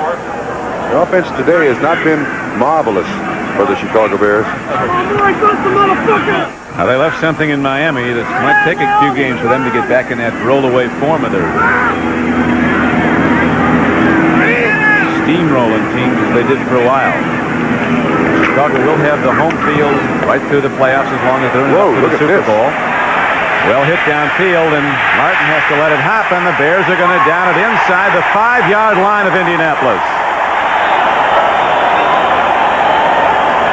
Big league play by punter Maury Buford. A 65-yard punt pins the Colts back. They'll have the ball when we come back. Bob Trumpy, Colts need some big plays now. Maybe Pagel will be firing the rest of the way to get him back in this. Yeah, I agree with you. They do have to start putting it up. But the thing that impresses me the most is I think Miami last Monday night showed to the rest of the NFL that Chicago is in fact human. And I think the Colts came in here today with no real problem of facing such a pointed defense in a place where they're undefeated for the 1985 season. And I think the Colts have played that way, that there's no real mystique about the Chicago Bears. If you play hard, you got a chance to win. Well, Ditka said when things go good, you get to reading the papers and believing a lot of things. Now we've learned no one's invincible.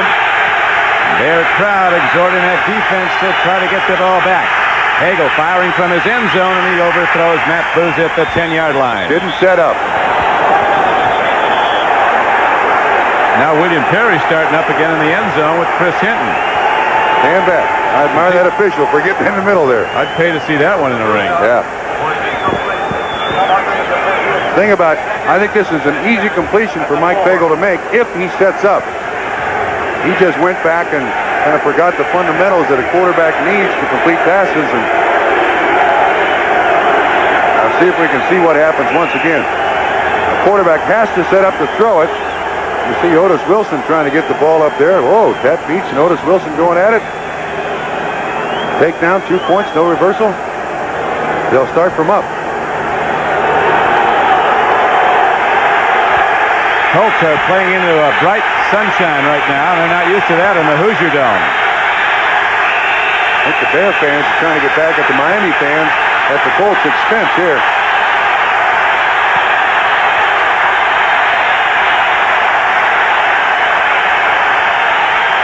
Mike Pagel's thrown the ball 20 times, has completed 9 for 82 yards.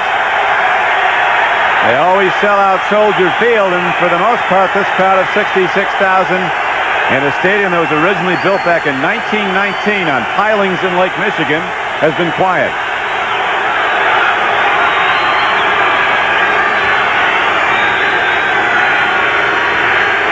Last time the Bears were undefeated and untied at home was in '56. The season did not have a happy ending for Chicago. They were laid to waste by the Giants in the NFL championship game. That season took place in Wrigley Field, a little different than Soldier Field. Here we go.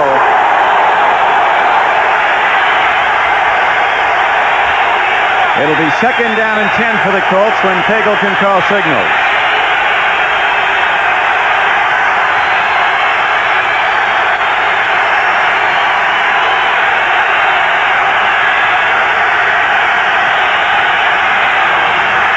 End up to George Wansley, and the Bears are there to get him. Look at William Perry come smoking. McMichael was the first to get him. Then William Perry taking on blockers like a sumo wrestler, slapping him back. He doesn't slap you back either. He steamrolls you back. Now Perry comes out. An awful lot of comments. Watch once again. Left side of your screen. Little delay handoff to Wansley. McMichael makes the first contact. Wilbur Marshall and Fences, good hit, and then Berry cleans up. I think William might have been hit, Hun. He's angry. 3rd down and 10. Colts with a problem. Shuffle pass. Bentley fumbles. No ball. Bentley got it. Incomplete pass. Yeah, they're going to rule that for a shuffle pass. But I think he might have taken a couple of strides with it when he dropped it. He did recover it. Wilbur Marshall versus Matt Booza. Flags thrown. That pass has to go as simply an incomplete pass. Scheduling the rest of the way is no day at the beach for the Chicago Bears. They've got to go to New Jersey to play the New York Jets next. Then they've got to go to Pontiac, Michigan to play the team that's unbeaten at home, the Lions. I didn't see Bentley catch that ball. Did you? I thought he took a couple of strides with it. It looked like a fumble after he had it. Yeah, I thought it bounced right off his leg. Ben Dreith will figure it out, though. Well, we're working on it here as we have 12. There's a personal foul on both teams after the whistle. 4th down. Let's see if we can pick up this thing now. From behind the offense. On the last play. I still can't tell if he got the ball or not. Richard Dent saying that. Let's see if we can pick it up again. There's Bentley coming.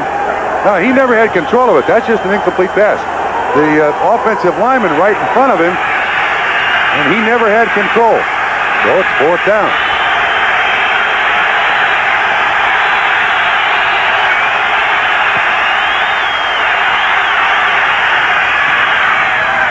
Tremendous punt hit downfield by Ron Stark. Ortega taking it back at his 40. And he is back across midfield and down to the 45-yard line of Indianapolis. A 50-yard punt and a 15-yard return. Save the Honey Bears is the cry here in Chicago. There's some banners up in the stadium. The dancing Honey Bears that support the Chicago Bears. You know what they're forming here in Chicago now? Frigerettes. Cheerleaders that must weigh 200 pounds or more. And it's taken hold. Every Big Williams. Pitch back to Peyton. Down to the 41-yard line of the Colts. Bears holding to a 10-3 lead in the 4th quarter. New England ready to go 10-4, leading the Detroit Lions. Philadelphia now extends its lead to 12-3 over Washington. That puts the lights out for the Skins' playoff hopes. Green Bay close to Miami. Jets continue to lead Buffalo by 21 now at halftime. Colts. Bengals got another one. That bear whipping they got might not be the worst this season. Wow, that's amazing. Kansas City having a big day. They've not had many this season. Here is Jim McMahon. Buying time, letting her rip. Margarine comes down with the ball, but out of bounds, and so it'll be 3rd down. Ruled out of bounds. 12 minutes left to play in the game. There has not been a turnover. 3 sacks, all by the Indianapolis Colts. Excellent coverage throughout the day on the majority of Chicago receivers. McMahon was the leading rusher until the last period by Walter Payton. This has been a spectacular performance by the Indianapolis Colts. They're still very much in the game. A long way to go. 12 minutes to play. Bears leading by 7, 10-3.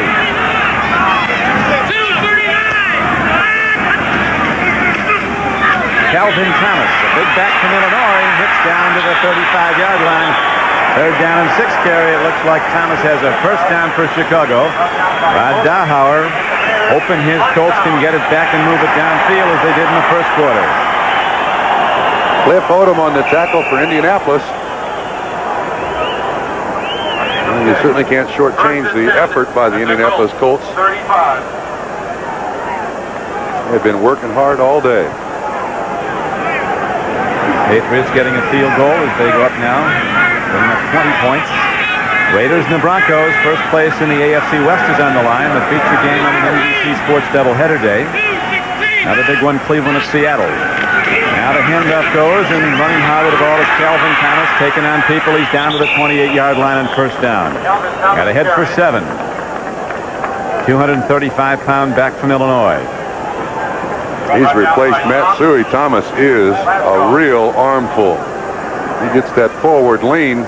Only 5'11", 235. Yeah, when healthy, he is a difficult man to bring down. 3 carries, 20 yards. Bears trying to run that clock. It's down to 10:45 and running. Fourth quarter.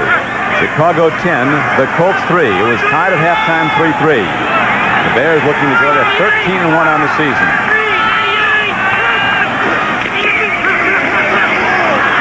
Walter Payton way under 100 yards, going for a 9th consecutive 100-yard game. Takes it down, and it looks like he has a first down for Chicago. Janelle Thompson was on the stop for Indianapolis. Nothing fancy about this. Just man-to-man blocking. Payton has gotten his 61 yards very grudgingly against this Colt defense.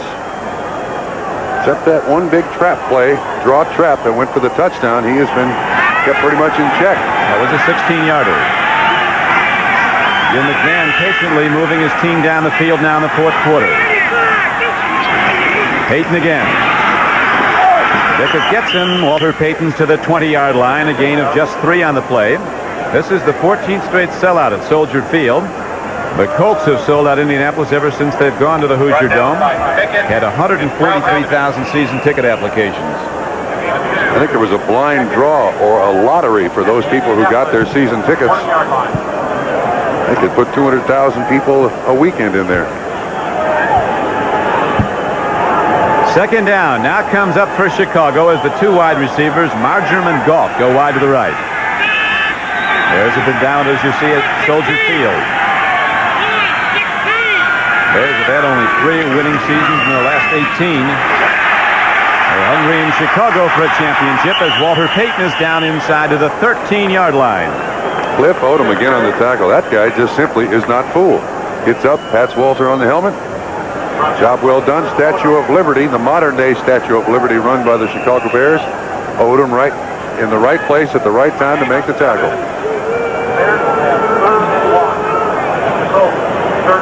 Chicago Bears running that clock.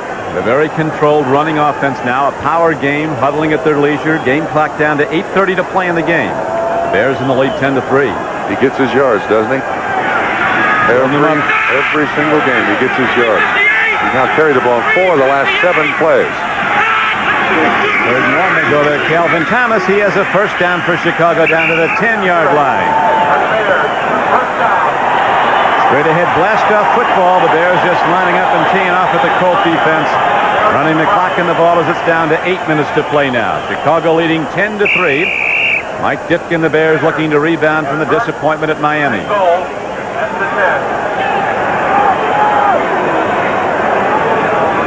12-10 now. George Rogers has scored a 28-yard run for Washington, and Greg Bell is running 8 yards for a touchdown for the Buffalo Bills. They're down to the Jets 21-7 in the third quarter. And the time of possession for the Bears in the second half of this game is going to be astounding. Yeah, they've owned the ball. End up to Payton. He hits down inside the 5-yard line. He's down to the 3.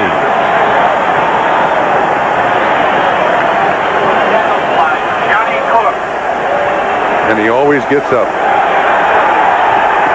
Once again, the offensive line will take the defensive lineman where they want to go. Payton has to find his way through the hole. And the refrigerator comes in the backfield. The refrigerator, he opens his mouth and a light goes on. His younger brother Daryl, when somebody asked him what you eat, what they ate with William around, he said, whatever he decided to leave us. They took him back out. What were you saying about him, Trump? He was born with a fork in his hand. And a smile on his face. William Perry of the Chicago Bears. 6:52 to go. Bears lead 10-3, and we'll be back right after this. It tells a big story about this big man. A 22-inch neck and a 52-inch waist. We saw him last beginning of this year in Honolulu. He weighed 360. Yep. Still could put a pineapple on the crossbar of a goalpost. 10 feet up. He can go to 360 in a hurry, too. Chicago, second down and goal, goes to the run, and Calvin Thomas pass in. His 4th touchdown of the year, and the Chicago Bears, with 6:49 to play in the game, open up a 16-3 lead. Oh, they have just owned the football in this second half. Colts just haven't had many offensive chances. That Colt offense will be rested when it takes the field. No question about it. This is a nice little play run. It's a tight end trap. Borch does a great job. Emery Moorhead does a great job. Gets Chris Scott out of there. Thomas in. Easy.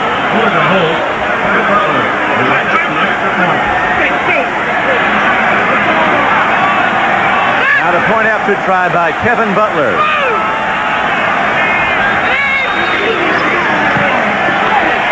And the Bears have a 17-3 lead, and they're ready to kick it back to Indianapolis. So Chicago got started slowly, but now they open up in the second half and have a 14-point lead. Chicago, Illinois. The Bears looking to go 13-1 on the season and are a commanding position now, leading the Colts 17-3 with 6:49 to play after the touchdown by Big Calvin Thomas. The Bears ready to kick it off. Everybody at NBC wants to extend their very best to Ken Harvey, one of our technicians hospitalized here in Chicago, and wish Ken a very speedy recovery. As the Bears finally got going after being tied 3-3 at the half. Here's Kevin Butler into the ball. Albert Bentley over the shoulder. Bentley breaks it. Phillips finally gets him, but all the way out to the 49-yard line. So the Colts in good field position. They need some big plays in a hurry with 6:38 to play in the game. They're down 17-3. That last drive by the Chicago Bears, impressive. 10 plays, 45 yards, 5 minutes and 23 seconds. That's William Perry, 72. He ends up down here in a spot where he can cut off the tackler. He's not the safety man.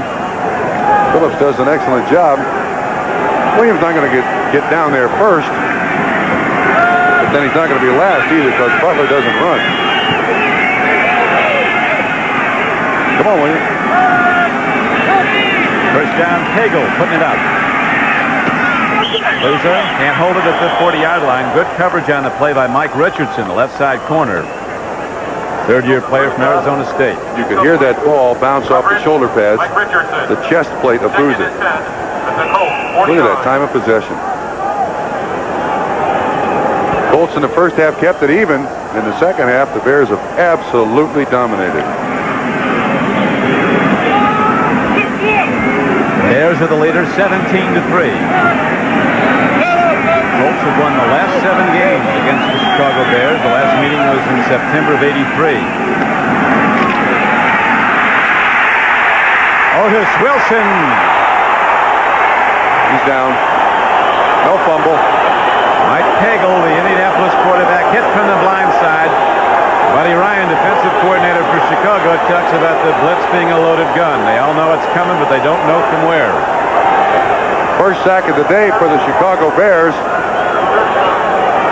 And Wilson, a young man with great speed. It'll come from the left-hand side of your picture. See the game up front between Hartenstein and McMichael? Wilson untouched and is there to make the tackle. I wonder if he barks at him just before he hits him. They've been doing some of that. These Bears have been doing some barking. Third down now on a ton. Third down and 20 for Indianapolis. Blitz again. Wilson can run. Long ball. Capers is out there. He's going in. Wayne Capers takes it in for the Colts. And it's a 17-9 game against an all-out blitz. Mike Cagle, who was sacked from the blind side the previous play, gets a bad snap with one hand, outruns the blitz, and then loops one downfield to a wide-open Capers. A 61-yard scoring play for Indianapolis. Mike Richardson, the cornerback, broke the coverage. He thought Cagle was running. Not over yet. 5:57 to play in the game, and the Colts hit a big play. Capers had an 80-yard scoring play against Miami. Wayne Capers was originally a second-round draft choice out of Kansas of the Pittsburgh Steelers. Wade. Allegre hits the point after. And the Colts are back in it, trailing 17-10 with 5:57 to play. Now Indianapolis will fight Trump to get the ball back. That was Capers' first catch of the day. Now you'll see on the roll, the blitz coming, Singletary up the middle. They pick it up pretty good. There's Otis Wilson. For some strange reason, Richardson drops his coverage. There you see 27. Capers keeps the pattern. And then it's a foot race at the end zone. He wins 61 yards later. And watch once again. We'll see when the coverage is dropped. Richardson's the man. Pagel's rolling. Richardson bites. And he takes a mouthful. It goes the distance. 61 yards.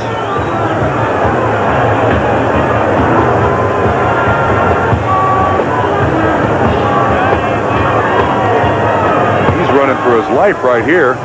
Disaster into 6 points. Nothing to it. Just the way we designed it. Yeah, catch that ball. Run in there, Wayne. All right, high five. There you go. Congratulations. Well, just the way we drew it up. Nothing to it. Raul Alegre setting up. He is an expert onside kicker. Whether or not they've called for that, the Bears think so. They have a hands team in, all skilled people. He loops the ball downfield this time. That's a called kick. Bears field it, though. Dennis Gentry takes it, and he'll be knocked down to the 30. Colts were hoping to run people under it. So Chicago gets the ball with 5:49 to play, and the heavily favored Bears are holding now to a 7-point lead, 17-10. Remember the last time Chicago had the ball, they ran the clock, powering the football straight ahead, Peyton alternating with big fullback Calvin Thomas, who ultimately went in for the touchdown, and then the game seemed put away. It was 17-3. The Colts come back. Pagel having a good day from 11 of 23, 143 yards in that touchdown. McMahon, 10 of 22, 131 yards. No touchdown. Bears get set. Let's see if they come out running again on this series. Pitch back is to Peyton. Suey blocks, but Waller goes down at the 30, gained no yards, lost a half yard. Peyton still under 100. Our NBC statistician Ross Schneiderman totaling the Peyton yards as he moves on, hoping for a 9th consecutive 100-yard game. He'd break his own record. He's up to 76 now. 19 carries. He scored 1 touchdown. And you can see on the field there the little shadows that appeared about the numbers on either side. This field, as most AstroTurf fields where they just play football, is crowned. And Peyton slipped right at 50-10. Trumpy, you played for the Bengals. They have hit the half-century mark. They didn't play like that when I played with the Bengals.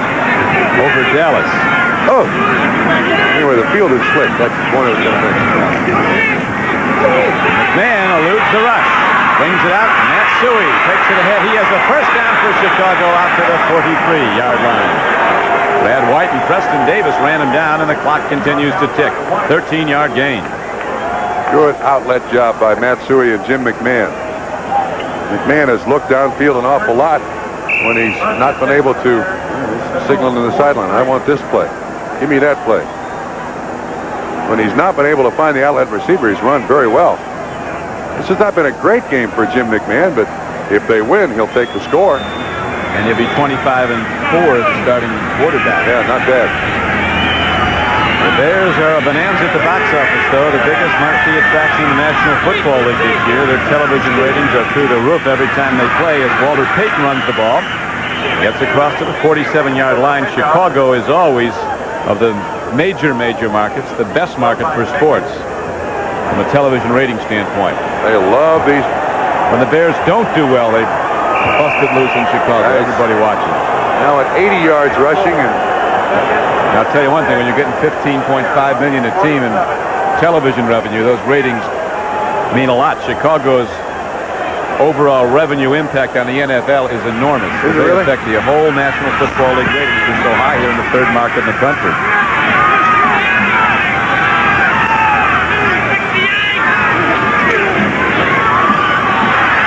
Walter Payton gets some and then some more. He's down to the 40, and Waller's going to be close to 100. Hey, man, let's get that striped shirt. Give him the credit on the tackle. 13-yard gain on the play.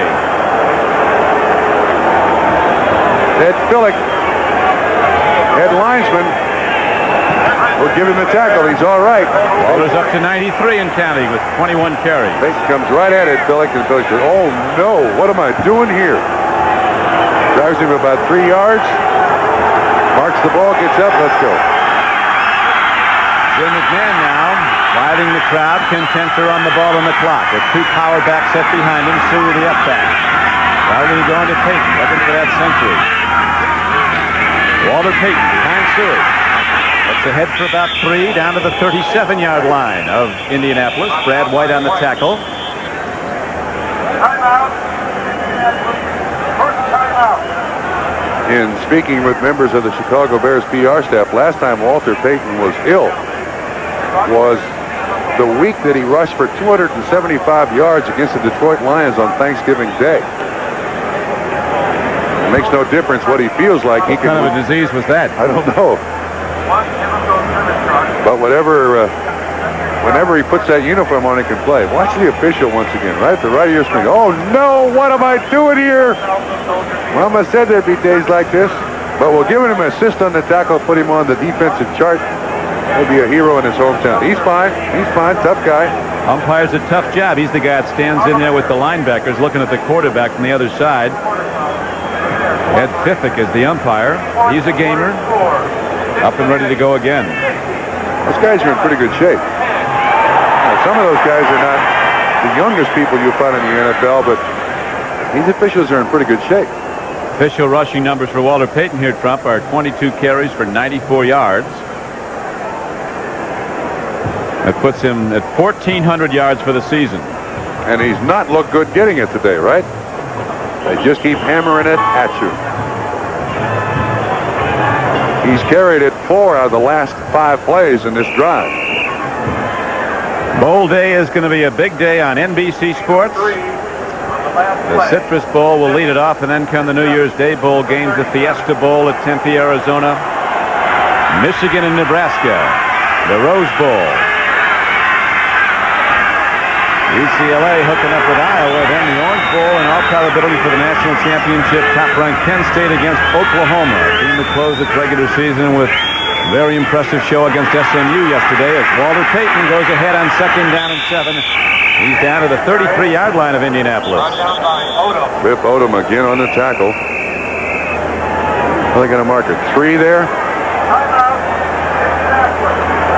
They'll mark it 4 yards, so he's at 100 yards rushing again today. Green Bay now ahead of Miami, 24-20.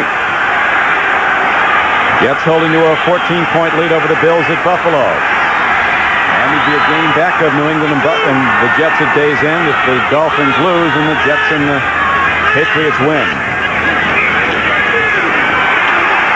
Walter Payton down to the 29-yard line. He's got a first down for Chicago. 9 straight 100-yard days.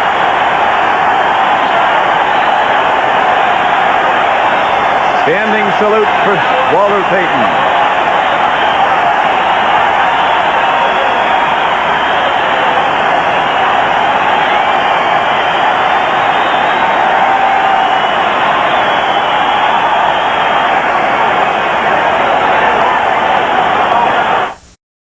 The Packers at last count were up 24-20. That still has a ways to go at Green Bay, though. Bears would like to see him win some games and go to New Orleans. Walter Payton gets a couple of handshakes from officials. They realize the job well done. And Bears really think they're going to play the Dolphins again. Oh, yeah. Well, I know one thing. When the playoffs open, I wouldn't want to have to come here to play Chicago on a January 4th or 5th day and wind whistling in off the lake. it can be nasty here. There is no question about it. I was at the Bears' last championship game in '63, Wrigley Field. It's never been colder in Chicago. I'd make that a bet. What a thrill ought to be at that. First down and 10 as the Bears go to the run, and Walter Payton gets some more. The more he gets it, the more he likes it, and Walter Payton over 100 yards is down to the 20 with a 9-yard gain. He's now rushed 7 of the last 8 plays for the Chicago Bears. Nothing seems to wear this guy out. There's nothing he seems to enjoy more than carrying the ball 20 or 25 times in a football game against anybody. Colts still fighting, though. They use a timeout to stop the clock, and we'll be back. Now for the power computer. Back at Soldier Field in Chicago, the Bears holding to a 17-10 lead over a young Colt team that came in as a 3-touchdown underdog, has fought from the beginning. Now the Bears are running the ball on the clock as again they go to the run, and it appears to have enough for a first down, certainly close to it on a 2nd down and 2 run. John, you mentioned you wouldn't want to come in here in the middle of January and play a football game against the Bears. The temperature in Chicago averages on January 5th anywhere from a +30 to a -15. Those are the records on those days in given years. And for the NFC Championship game, which would be a week later, I think on the 12th, it's 29 degrees as a high and -13 degrees as a low. But the thing is, you're talking temperatures. We are not talking chill factor. Oh, I know. We are talking wind here at Soldier Field. We are talking about the Hawk. The Hawk. Yeah. Lou Rawls sings about the almighty Hawk that hits Chicago. Matter of fact, when they play the playoff games here, maybe Lou Rawls ought to sing the national anthem. He made the Hawk famous, didn't he? I know you don't want to play a trumpet on those days. No. You don't want to be dancing around out there in leotards either.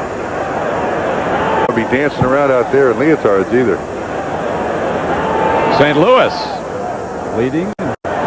Now Kansas City has opened up a 38-10 lead over Atlanta. We'll see Kansas City next Saturday on NBC Sports going against the Broncos at Denver. Most of you will see the Raiders and the Broncos this afternoon as part of our NBC Sports doubleheader. Browns go at Seattle. I remember at the end of the first half we were commenting that the Colts had outrushed the Chicago Bears. Well, here are the total numbers today rushing for Chicago. 187 for Indianapolis, 100. Kenneth Edmondson, our producer today for NBC Sports. Andy Rosenberg, our director. We also thank John Englert and Tom Baldessari as we come down the stretch at Soldier Field. 24 seconds to go. The Bears going 13-1. I'll tell you one thing, next Saturday they've got a problem on their hands. They're going to play a tough club, the Jets, on the Jets home field. That'll be a good football game. By the way, this completes the first undefeated, untied home schedule for the Chicago Bears since being 6-0 in 1956 in Wrigley Field. I'll tell you one thing, you've got to take your hat off to the Indianapolis Colts. They played. They showed their stuff for 4 quarters. They're young. They're going to get a lot better. That'll do it in Chicago. 17-10, the Bears win it. They go to 13-1. Jim McMahon back at the helm and back as a winning quarterback. The Bears now 13-1 on the year. For Bob Trumpy, this is Don Crickey. Glad you could be with us at Soldier Field, and reminding you it's a big doubleheader day on NBC Sports. Most of you will see the Broncos and the Raiders